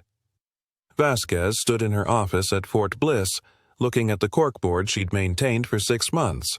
Photos, maps, timeline cards tracing Machen's appearances across 5 decades. According to all measurable data, yes, Dr. Rosen can't find any trace of the anomaly. The geological formations are stable. Whatever they were guarding against, the seal is holding. "That's not what I asked." Vasquez thought about the video footage she'd watched over and over of Machen walking through solid rock. She thought about the families she'd interviewed, people who'd waited 50 years for their fathers and husbands to be more than names on a casualty list. She thought about Captain Webb's daughter Eleanor, now 53, who'd wept when Vasquez returned her father's dog tag. "It's finished," she said. Holloway was quiet for a moment, then, "Does it ever bother you, Major, that we're using the word finished for something we never really understood?" "Every day," Vasquez admitted, "but understanding isn't always the mission." After she hung up, she began taking down the corkboard piece by piece. The investigation was over. The case was closed. 37 families finally had confirmation that their men hadn't deserted, hadn't run, hadn't abandoned their duty. They'd fulfilled it in a way that transcended any normal definition of service. The last item she removed was the security camera still showing Machen's silhouette emerging from the cave wall. She placed it in the classified file, stamped it, and locked it away. Some truths, she'd learned, were best left buried. On Christmas Eve, 1977, Vasquez received a package at her home address. No return label, postmarked from Tucson. Inside was a Geology Journal article by Christine Morrow, published in a regional science quarterly, describing unusual limestone formations in the Superstition Mountains. The article was academic and careful, but in the acknowledgments, Morrow had written, "To those who stand watch in the deep places." Tucked between the pages was a photograph. Not the type-stamped official image, but a personal snapshot someone must have sent to the platoon before they deployed. 37 young men in casual formation, some grinning, some serious, very much alive. On the back, in faded pencil, 2nd Platoon, Baker Company, Fort Huachuca, July 1925. Captain Webb stood in the center, his Silver Star ribbon visible even in the informal photo. Lieutenant Crane stood at his right shoulder. Private Red Morrison, barely 19, was in the front row, his youth painfully obvious. And there, at the edge of the group, was Leonard Machen, his scarred hands visible, his expression already separate from the easy camaraderie around him.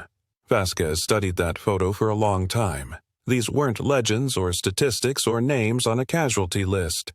They were men who'd made an impossible choice in circumstances no training could prepare them for. They'd found something in the earth that required guardians, and they'd become those guardians. She placed the photo on her mantel, next to her own service commendations. Outside, Tucson's winter night was clear and cold.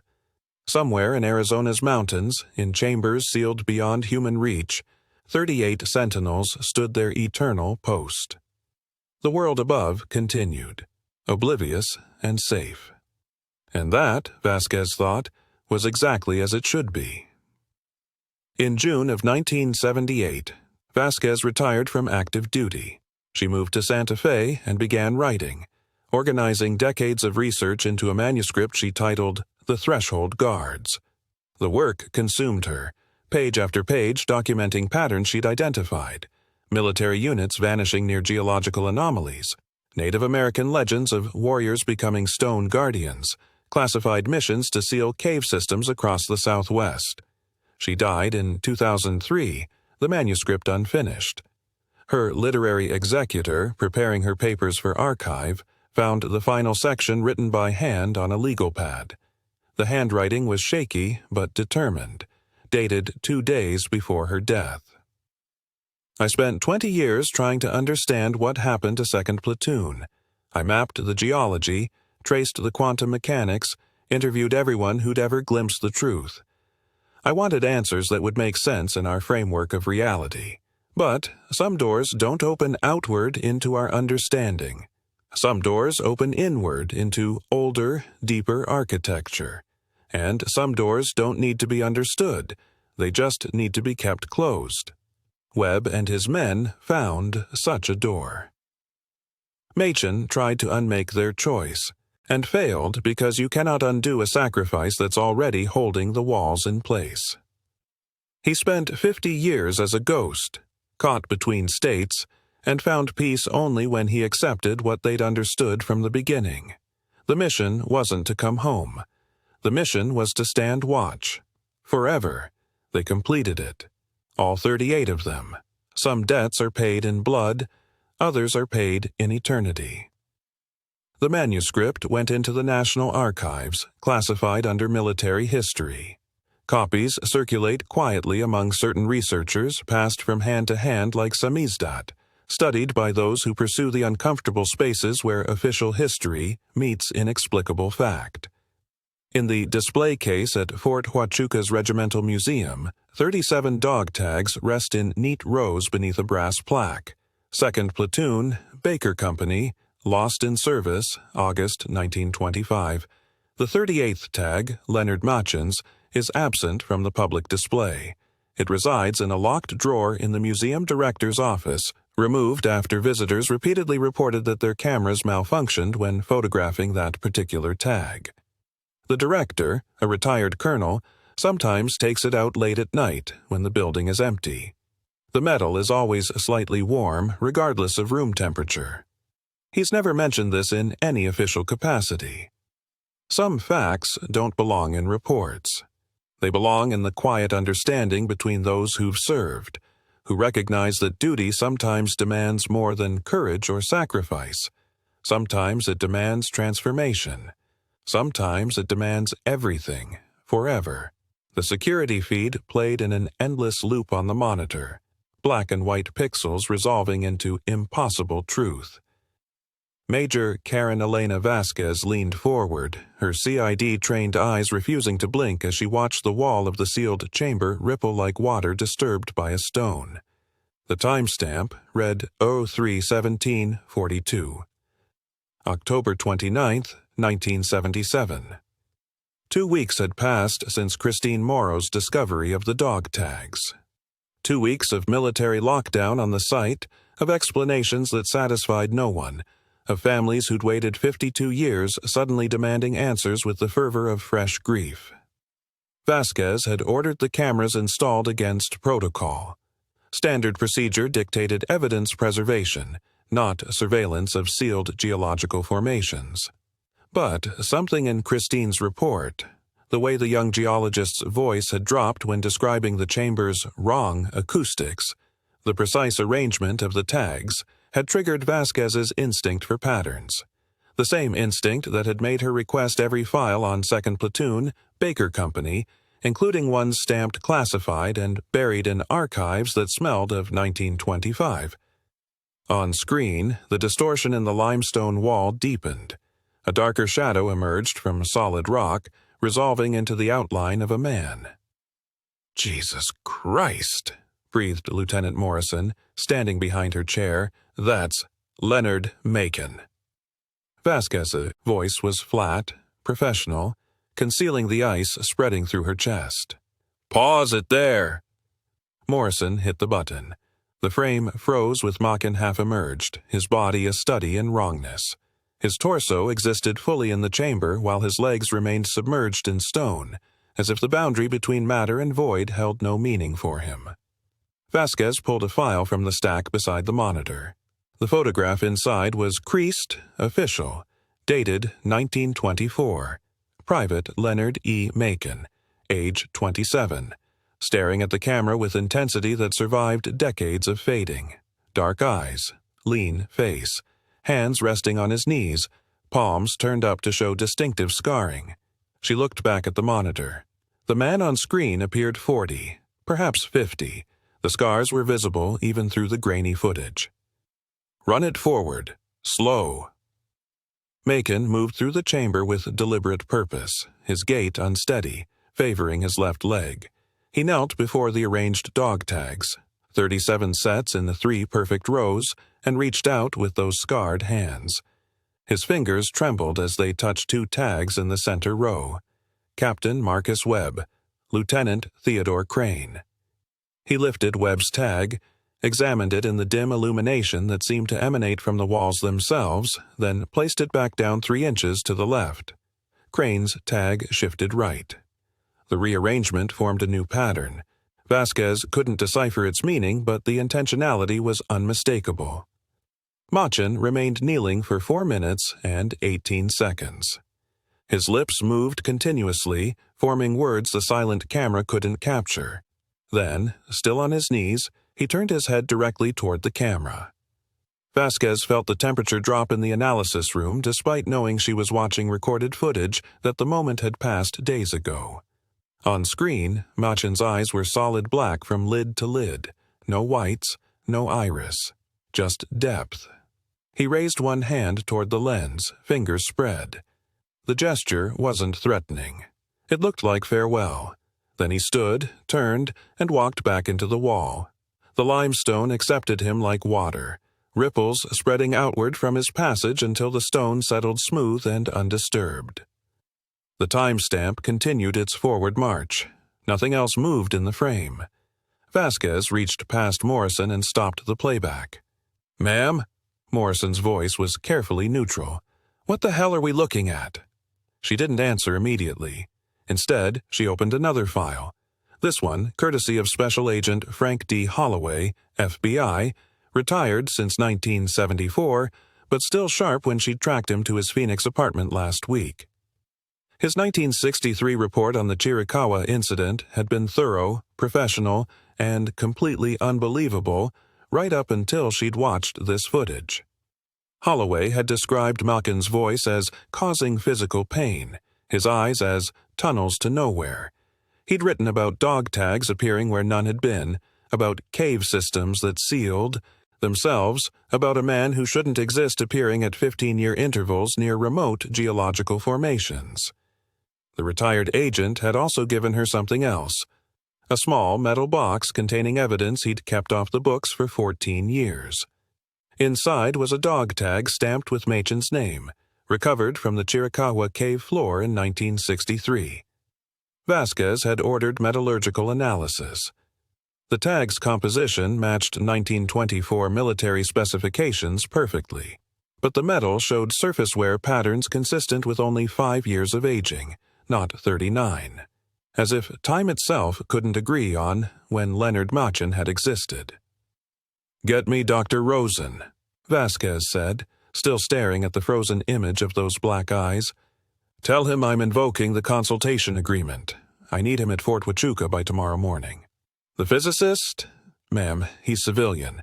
This is classified. Dr. Yakov Rosen specializes in quantum entanglement and spatial anomalies. He has top-secret clearance from work at Los Alamos." Vasquez pulled Christine Morrow's geological survey from the pile and tapped the section on magnetic irregularities. "He's also the only person I know who might be able to explain how a man walks through solid rock and why it matters where dog tags are arranged." Morrison hesitated. "Do you really think this is... what, physics?" Vasquez thought about Private Eugene Glass's radio log from August 17, 1925. She'd found it in the Fort Huachuca archives, a single sheet of paper filed between routine transmission records. Glass had documented the 031 Unseen transmission as equipment malfunction, but in the margin, in different ink, he'd added a handwritten note years later. "Not equipment. Men screaming." Voice said, "Stay away." Should have told someone. Glass had died in 1963, a month after Machen's confrontation with Holloway's team. Heart attack, the record said. But his widow still lived in Tucson, and when Vasquez visited, the elderly woman had produced her husband's personal diary. The August 17th entry was brief. "That transmission came from men in distress.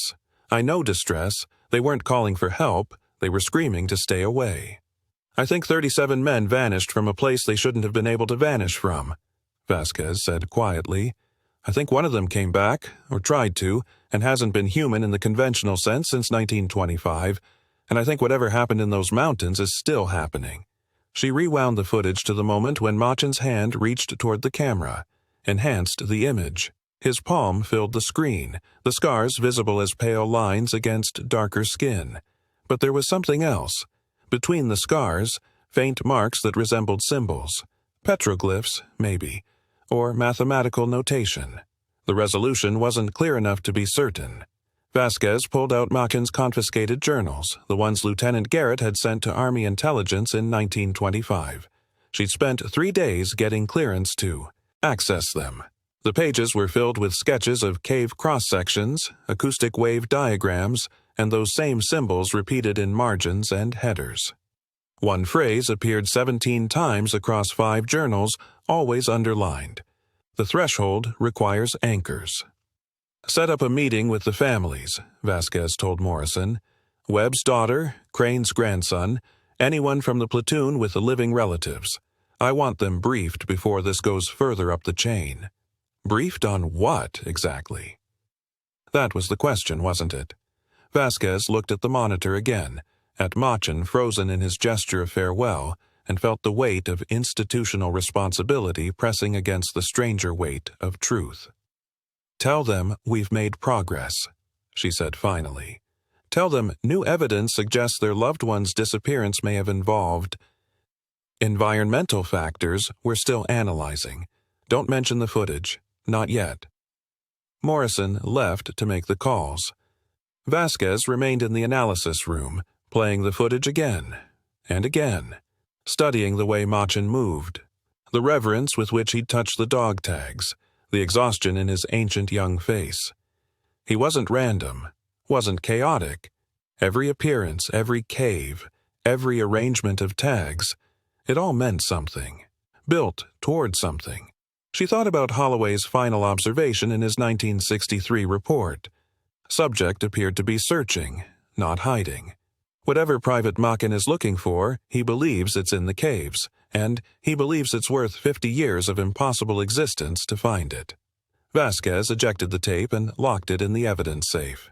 Her office phone was ringing, likely Morrison with confirmation on the family meeting, but she paused at her desk, hand hovering over the receiver.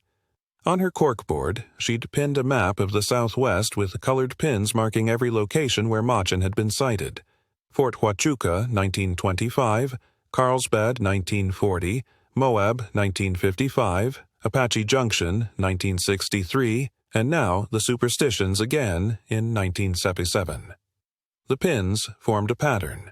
Not random wandering, but a deliberate circuit, spiraling inward toward the Needle Canyon area where the Platoon had last transmitted, spiraling toward whatever threshold they'd found. Vasquez picked up the phone, already knowing this case would consume her, already sensing that some investigations didn't close with arrests and trials, but with questions that burrowed deeper than any cave system.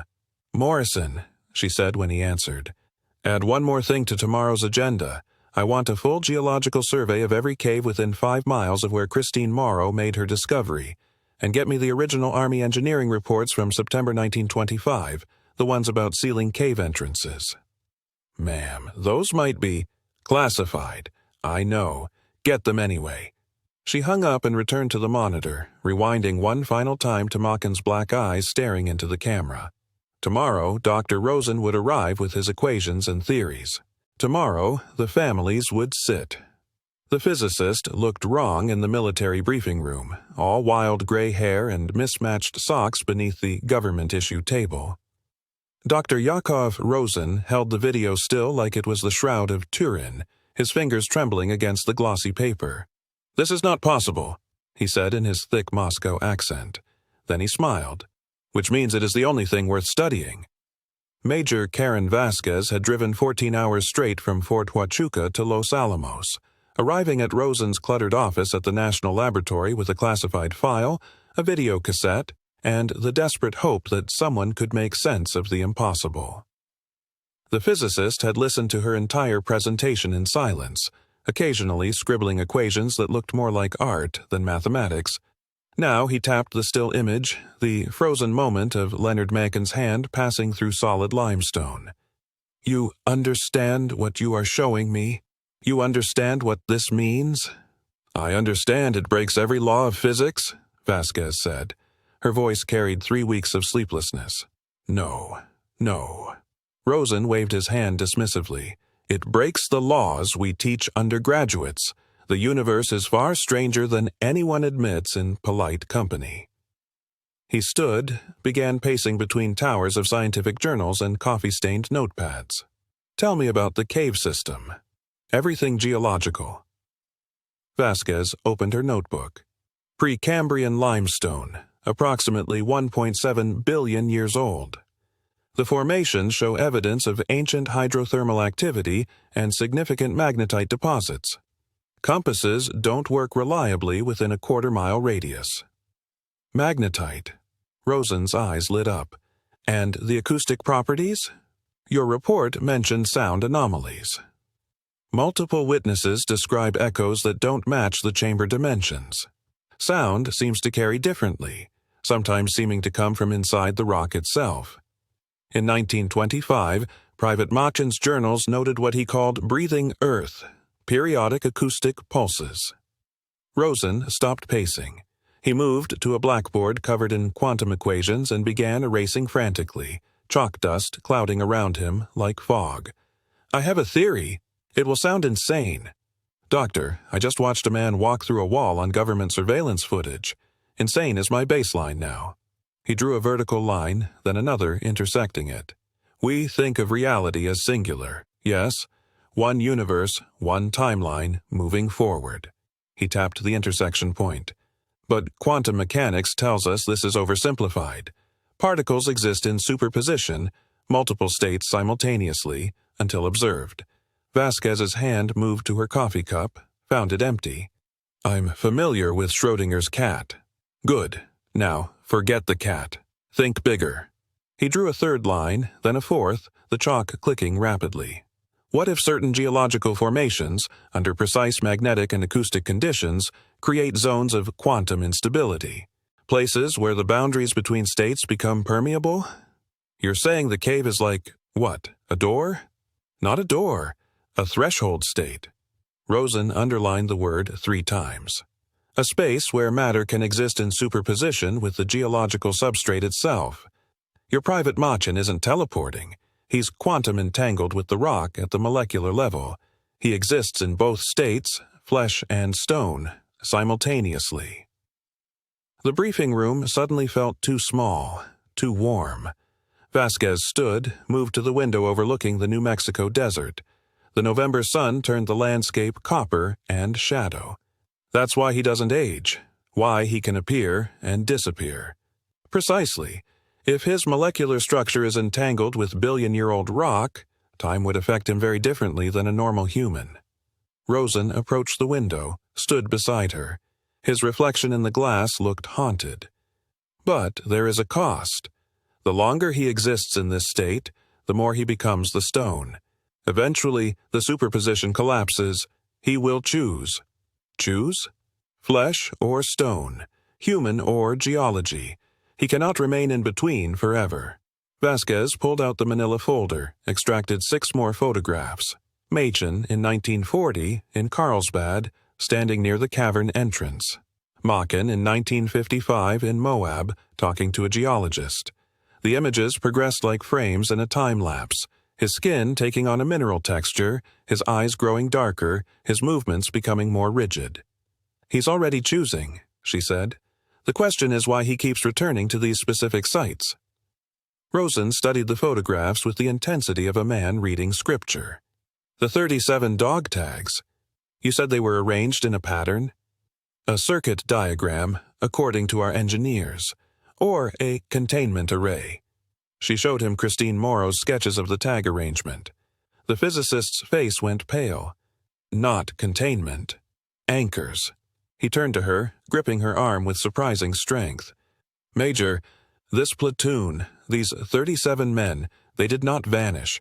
They were transformed like Machin, but they accepted it. They became anchors, foundation points, to stabilize a threshold that was opening. Opening to where? Rosen's hand dropped. He looked suddenly old. I do not know, but if it required 37 human beings to transmute themselves into geological anchors to keep it closed, I do not think we want to find out. Vasquez felt ice spreading through her chest. She thought of Private Eugene Glass's diary entry. They were screaming to stay away. Of civilian guide Gerald Bryce's terrified account of men speaking in unison. Of Agent Holloway's 1963 report of Macon's warning, you cannot seal what should stay open. Machin tried to pull them out, she said slowly. That's what he's been doing for 50 years, trying to reverse what was done. And every time he fails, he becomes more stone himself, more entangled. Rosen returned to his equations, began writing furiously. The energy signature would be distinctive. Quantum decoherence at a specific frequency, probably in resonance with the geological structure itself. If I can model it correctly, we could track him. How? Seismic sensors, magnetometers, stations positioned at sites with similar geological profiles. He was writing faster now, filling the blackboard with calculations. Give me a list of every cave system in the southwest with Precambrian limestone and high magnetite content. I will build you a detection network. Vasquez was already reaching for the phone. I'll need authorization for equipment deployment. Probably cost $500,000. Then get it. Rosen turned, his expression urgent. Because if Machin succeeds in pulling out even one of those anchors, even one foundation stone, the entire threshold could destabilize, and we have no idea what might come through. 3 weeks later, Vasquez stood in a temporary command center in a requisitioned mining office outside Silver City, New Mexico. 17 monitoring stations dotted the map on the wall, covering sites from Big Bend to Death Valley. Each station transmitted real-time data on seismic activity, magnetic fluctuations, and the exotic quantum signatures Rosen had predicted. For 21 days, the monitors had shown nothing but baseline readings. Then, at 03:47 hours on November 18, 1977, every alarm in the command center screamed at once. Lieutenant Morrison burst from the monitoring station. "Major, we have a match. Perfect correlation with Rosen's model." Vasquez was at his shoulder in 3 strides. The screen showed a spike in quantum decoherence, the signature unmistakable. Location? Chiricahua Mountains, cave system approximately 40 miles southeast of Wilcox. Morrison's hands flew over the controls, pulling up satellite imagery. "Remote area, no roads within 3 miles. We'd need to hike in." The phone rang. Vasquez grabbed it before the first ring finished. "I am seeing it too." Rosen's voice crackled over the long-distance line. "The signature is stable, not fluctuating. He is there now, in sustained superposition. You have maybe 6 hours before he moves again." "We'll need a helicopter," Vasquez said to Morrison. "Full tactical team, cave entry equipment, and Rosen's quantum field detector." She spoke into the phone again. "Doctor, I need you on site." "I am already packing." By 0900 hours, the Huey was banking over the Chiricahua wilderness, the limestone peaks jutting from the desert like broken teeth. Vasquez rode in the open door, the November wind cold enough to sting. Below, the terrain looked hostile and ancient, a landscape that had swallowed civilizations and kept their bones. The pilot pointed to a cluster of rock formations. "Best LZ is that clearing, quarter mile from the target coordinates." They sat down in a cloud of dust and creosote. The team deployed in silence. 6 soldiers trained in cave operations, Dr. Rosen clutching, his equipment like a talisman, and Vasquez herself, carrying a pistol she hoped she wouldn't need. The cave entrance was a narrow crack in the limestone, half hidden by manzanita. Private First Class Chen, their speleologist, examined it with a professional eye. "This extends deep. I'm reading airflow from below. Temperature differential suggests significant void space." They rigged ropes and descended single file into darkness. The passage opened gradually, limestone walls pressing close before widening into a throat that swallowed their headlamp beams. Water had carved the stone into surreal sculptures, flowstone waterfalls frozen in time, columns that looked almost deliberate in their spacing. The air tasted of minerals and deep earth. Rosen's detector began clicking, the count rate increasing as they descended. "The quantum field is intensifying. We are close." At 200 feet depth, the passage opened into a chamber.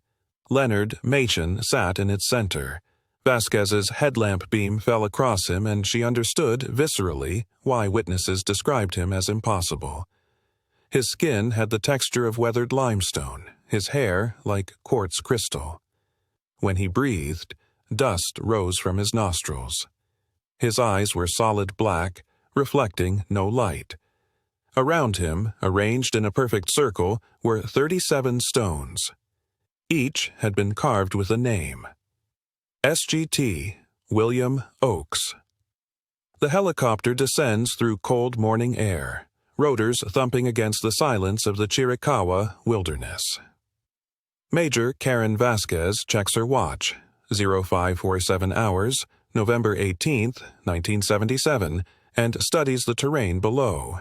The mountains rise in dark folds, limestone outcroppings jutting like broken teeth through the scrub.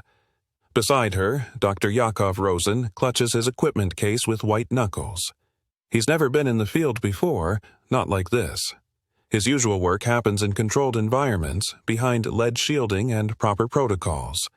Now, he's heading into a cave system to confront a man who exists partially outside the laws of physics. 2 minutes, the pilot announces. Vasquez nods, her throat tight. Below, she can see the tactical team already assembled near the cave entrance, 8 soldiers in dark fatigues, LED lights bright against the pre-dawn gray. Among them, PFC Chen, their best speleologist, confers with a geologist from the University of Arizona. The helicopter settles on flat ground 100 yards from the site. Vasquez steps out before the skids fully touch Earth, Rosen scrambling after her with his sensors. She crosses to Lieutenant Morrison, who salutes sharply. "Status?" All clear topside, ma'am. Chen's team did a preliminary descent. The chamber's 200 feet down, vertical drop for the first 100, then a steep chimney passage. They've rigged ropes and set anchors. And the readings? Morrison glances at the technician monitoring the portable array. Still spiking. Whatever Dr. Rosen's tracking, it's down there. Vasquez looks to Rosen, who's already assembling his handheld detector. The physicist's hands shake as he calibrates the device, his breath forming small clouds in the November cold. The signature's stable but intensifying, Rosen says, not looking up. If my calculations are correct, we have a narrow window before the quantum field collapses entirely. Once Machen completes the entanglement process, plain English, Doctor, Rosen meets her eyes. Once he fully transitions to stone, the threshold stabilizes permanently. We'll have no opportunity to learn anything more. How long? Hours, maybe less. Vasquez turns to the team. We go now. Chen, you're on point. Morrison, you're with the doctor. I want 2 soldiers on anchor duty topside. The rest come with me. Standard cave protocols. Nobody gets separated. Nobody touches anything until Dr. Rosen clears it. She pulls on her helmet, checks her flashlight, and approaches the cave entrance. It's a narrow slot in the limestone, barely 3 feet across, dropping into darkness that seems to swallow her light. A cold breath of air rises from below, carrying the mineral smell of deep earth.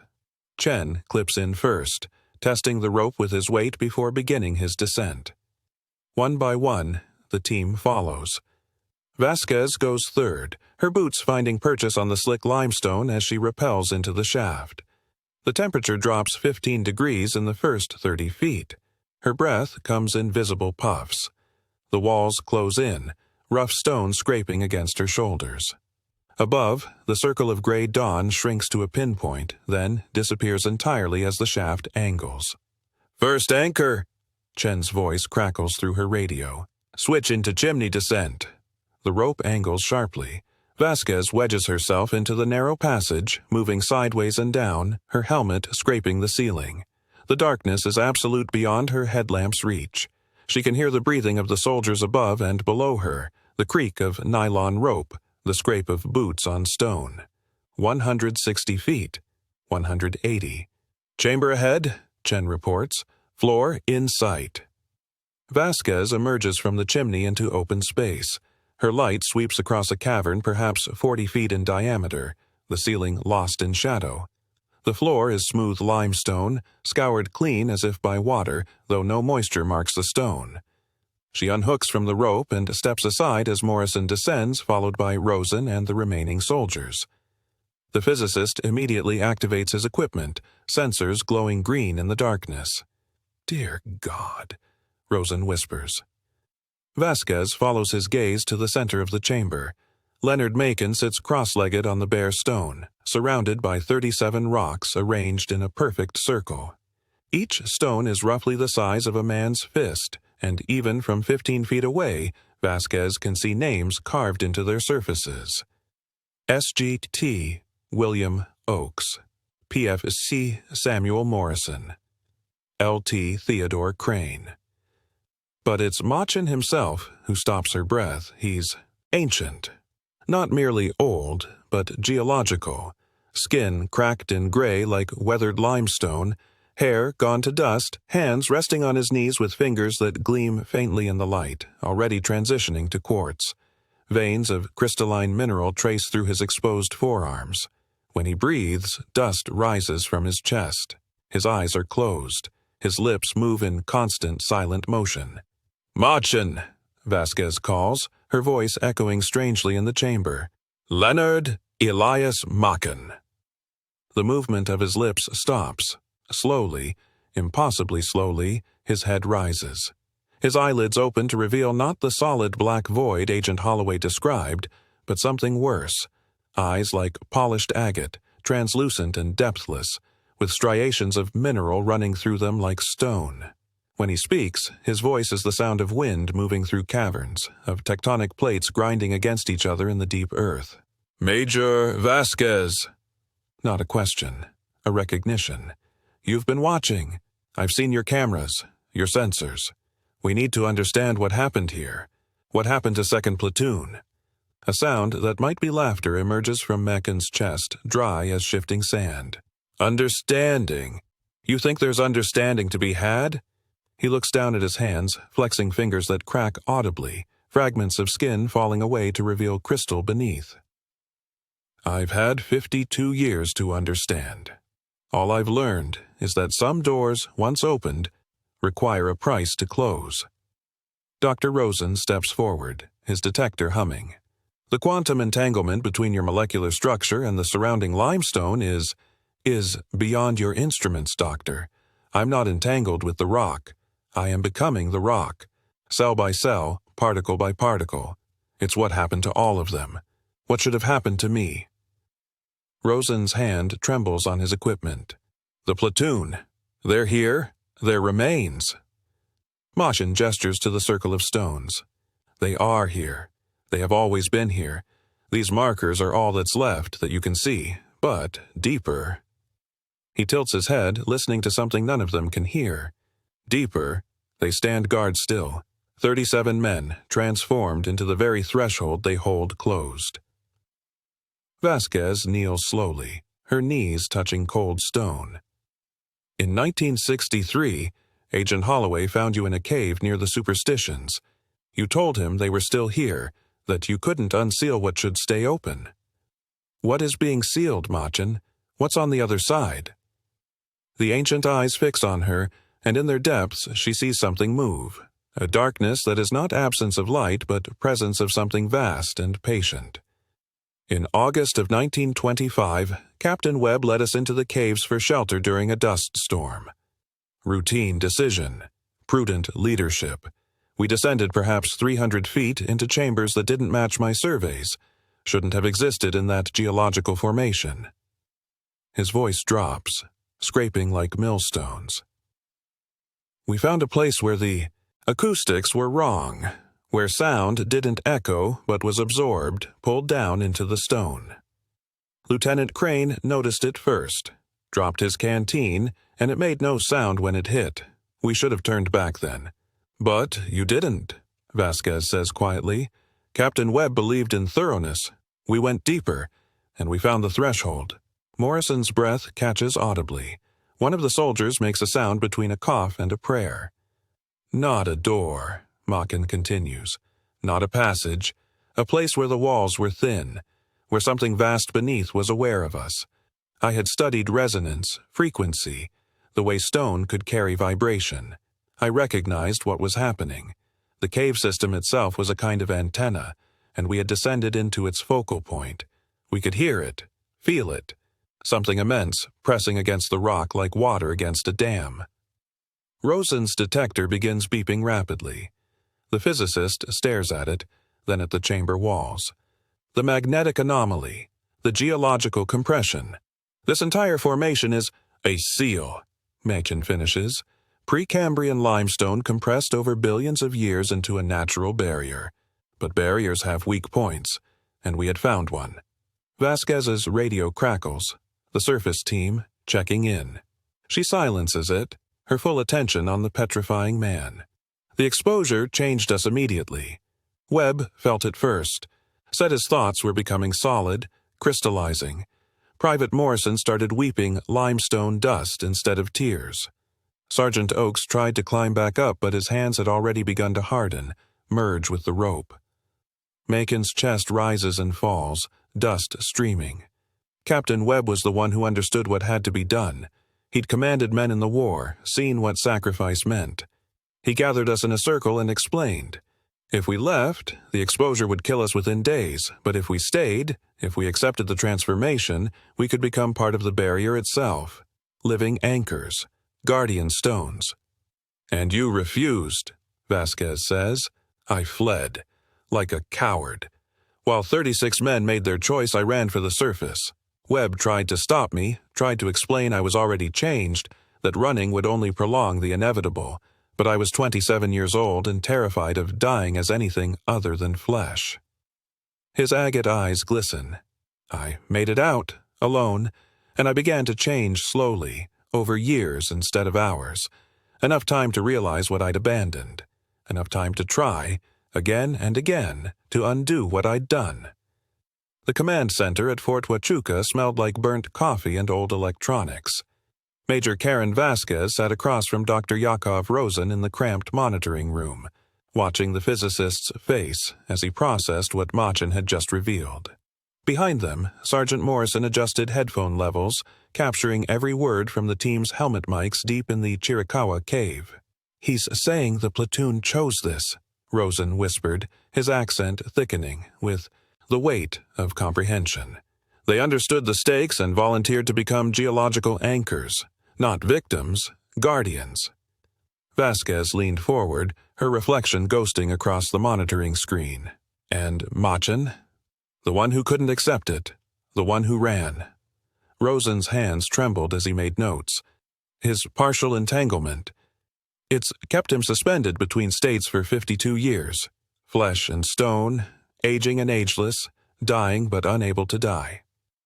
Through the speakers, Machin's voice came thin and distant, eroded like wind over canyon walls. The tactical team's camera feeds showed him seated motionless in the circle of 37 inscribed stones, his skin now fractured into geometric plates that caught the helmet lights like quartz. "How long does he have?" Vasquez asked. Rosen studied the quantum field readings spiking across his laptop. "Minutes. The resonance patterns are reaching terminal stability. When he finishes the transformation, the threshold will be permanently sealed." He looked up, his expression haunted. 38 anchors, a complete circuit. Whatever they're holding back, it will stay back. PFC Chen's voice crackled through. "Major, he's speaking again." Vasquez keyed her microphone. "Copy. Record everything." On the screen, Machin raised his head. The movement seemed to cost him tremendous effort, his neck grinding audibly. When he spoke, his voice no longer echoed. It resonated, as if the cave itself had learned to form words. "Captain Webb understood first," Machin said. "We'd been in the cave maybe 4 hours when the dust storm hit. Seeking shelter, he called it. But I think something called us down there. The acoustics were wrong from the first step. Sound didn't bounce, it got swallowed." Chen adjusted the camera angle. The stones surrounding Machin were no longer separate objects. They'd begun to merge at their bases, fusing into a single geological formation. The names remained visible, carved deep. SGT William Oakes, LT Theodore Crane, Capt Marcus Webb. "We found the chamber around midnight," Machin continued. "Beautiful in its way. Precambrian limestone, magnetite veins running through it like arteries. I took samples, made sketches. Professional curiosity, I told myself, but I knew. God help me, I already knew what it was." "What was it?" Chen's voice, barely audible. Machin's face cracked into something like a smile. "A door, or more precisely a lock. The earth itself, folded into a configuration that keeps something sealed below geology, below physics. The platoon, we were just meat and bone when we entered, but the threshold doesn't recognize those distinctions. Proximity alone began changing us." Vasquez watched the field readings spiral. The quantum instability that had characterized Machin's appearances for decades was collapsing toward a single point of absolute stability. "Lieutenant Crane felt it first," Machin said.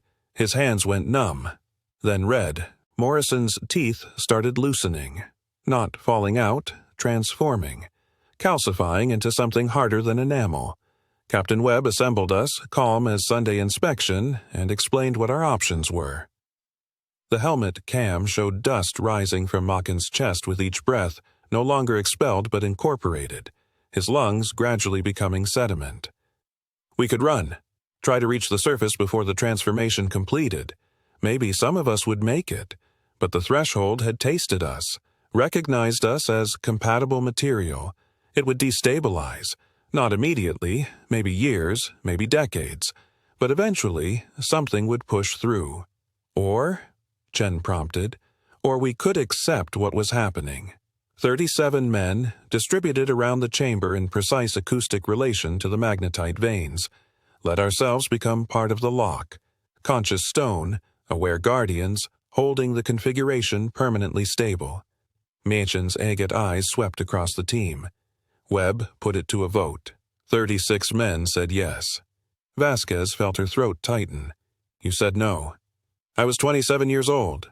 The words came out like grinding millstones. I'd survived the Silver Run collapse in Nevada by pure chance. Thought I was owed more life.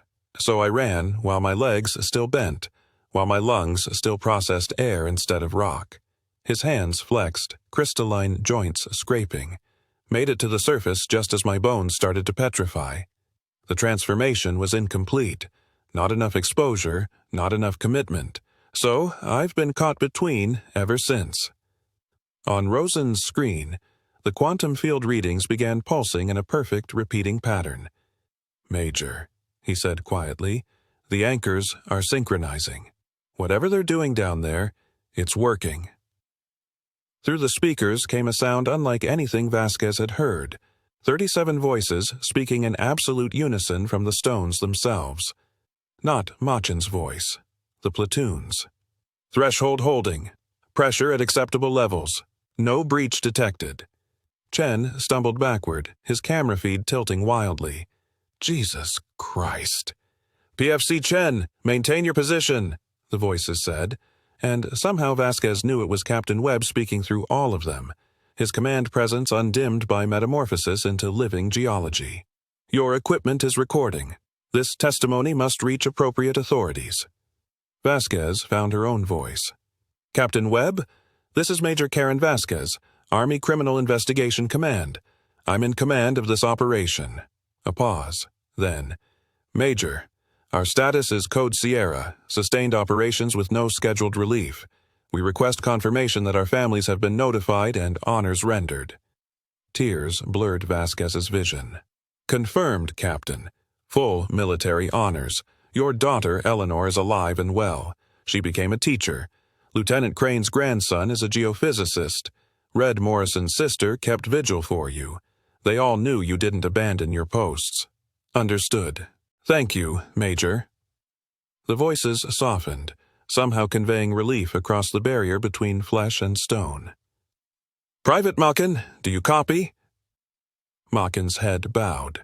When he spoke, his individual voice was barely distinguishable from the grinding of tectonic plates. I copy, sir. You ran. We understood. Fear is human. You carried our memory topside, ensured we weren't simply erased from record. That was your portion of the mission. I tried to bring you back. You tried to undo what had to be done, Webb's portion of the collective voice said, not unkindly. But you're here now, ready to complete the circuit, ready to take your position. Is that correct, Private? Machin's entire body shuddered. Cracks spread across his limestone skin, revealing veins of pure quartz beneath. Yes, sir. Reporting for duty. Then welcome home, soldier. Take your stone. The readings on Rosen's screen spiked. The chamber's resonance built to a frequency just beyond hearing, a pressure felt in bone rather than ear. Machin rose to his feet in one smooth motion, no longer hindered by half-transformed joints. He stepped to the center of the stone circle. Tell my mother I'm sorry, he said, looking directly into Chen's camera. Tell the families we chose this. Tell them. The transformation completed in an instant.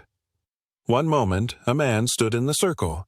The next, a 38th stone rose from the chamber floor, perfectly positioned, its surface inscribed PVT. Leonard E. Machin, 1925 to 1977. The unified voice spoke once more. Circuit complete. Threshold permanently stabilized. Second platoon, Baker Company, beginning eternal watch. God bless America. Then silence. Chen's panicked breathing filled the speakers. Major, the walls. The camera feed showed the chamber beginning to collapse, but not violently. The stone drew inward with a dreamlike slowness, flowing like water, the 38 guardian stones sinking into the floor as the cave system restructured itself around them. Sealing them forever. Get out, Vasquez ordered. Now, move. The team ran, their camera feeds bouncing wildly. Behind them, passages closed like healing wounds, limestone folding seamlessly into configurations that had never held hollow spaces. The mountain was becoming whole again, solid and permanent. Chen made it to the surface first, then the others gasping in the November sunlight. Below them, the cave entrance collapsed with a sound like an indrawn breath. Rosen's sensors flatlined. No quantum anomalies, no magnetic distortions, just ordinary Precambrian rock, indistinguishable from the rest of the Chiricahua Range. "It's done," Rosen said softly. "The threshold is stable. Whatever they're holding back, they'll hold it forever." Vasquez sat in the monitoring room, surrounded by the evidence of the impossible. The recordings would be classified, the families given carefully worded explanations, the truth buried under layers of security. Clearance. But she would know. She would carry it. Her hand went to her jacket pocket, expecting to find it empty. Her fingers closed on cold metal. She pulled out the dog tag slowly, already knowing what she would see. The metal was pristine, as if freshly stamped. Warm, despite the cool room. The inscription read, PVT. Leonard E. Machen. Mission complete, 1925 to 1977. On the back, in letters so small she had to squint to read them, "Thank you for bearing witness. Captain M.A. Webb." Vasquez closed her fist around the tag, feeling it pulse once against her palm, not with heat, but with something deeper, resonance, recognition, gratitude.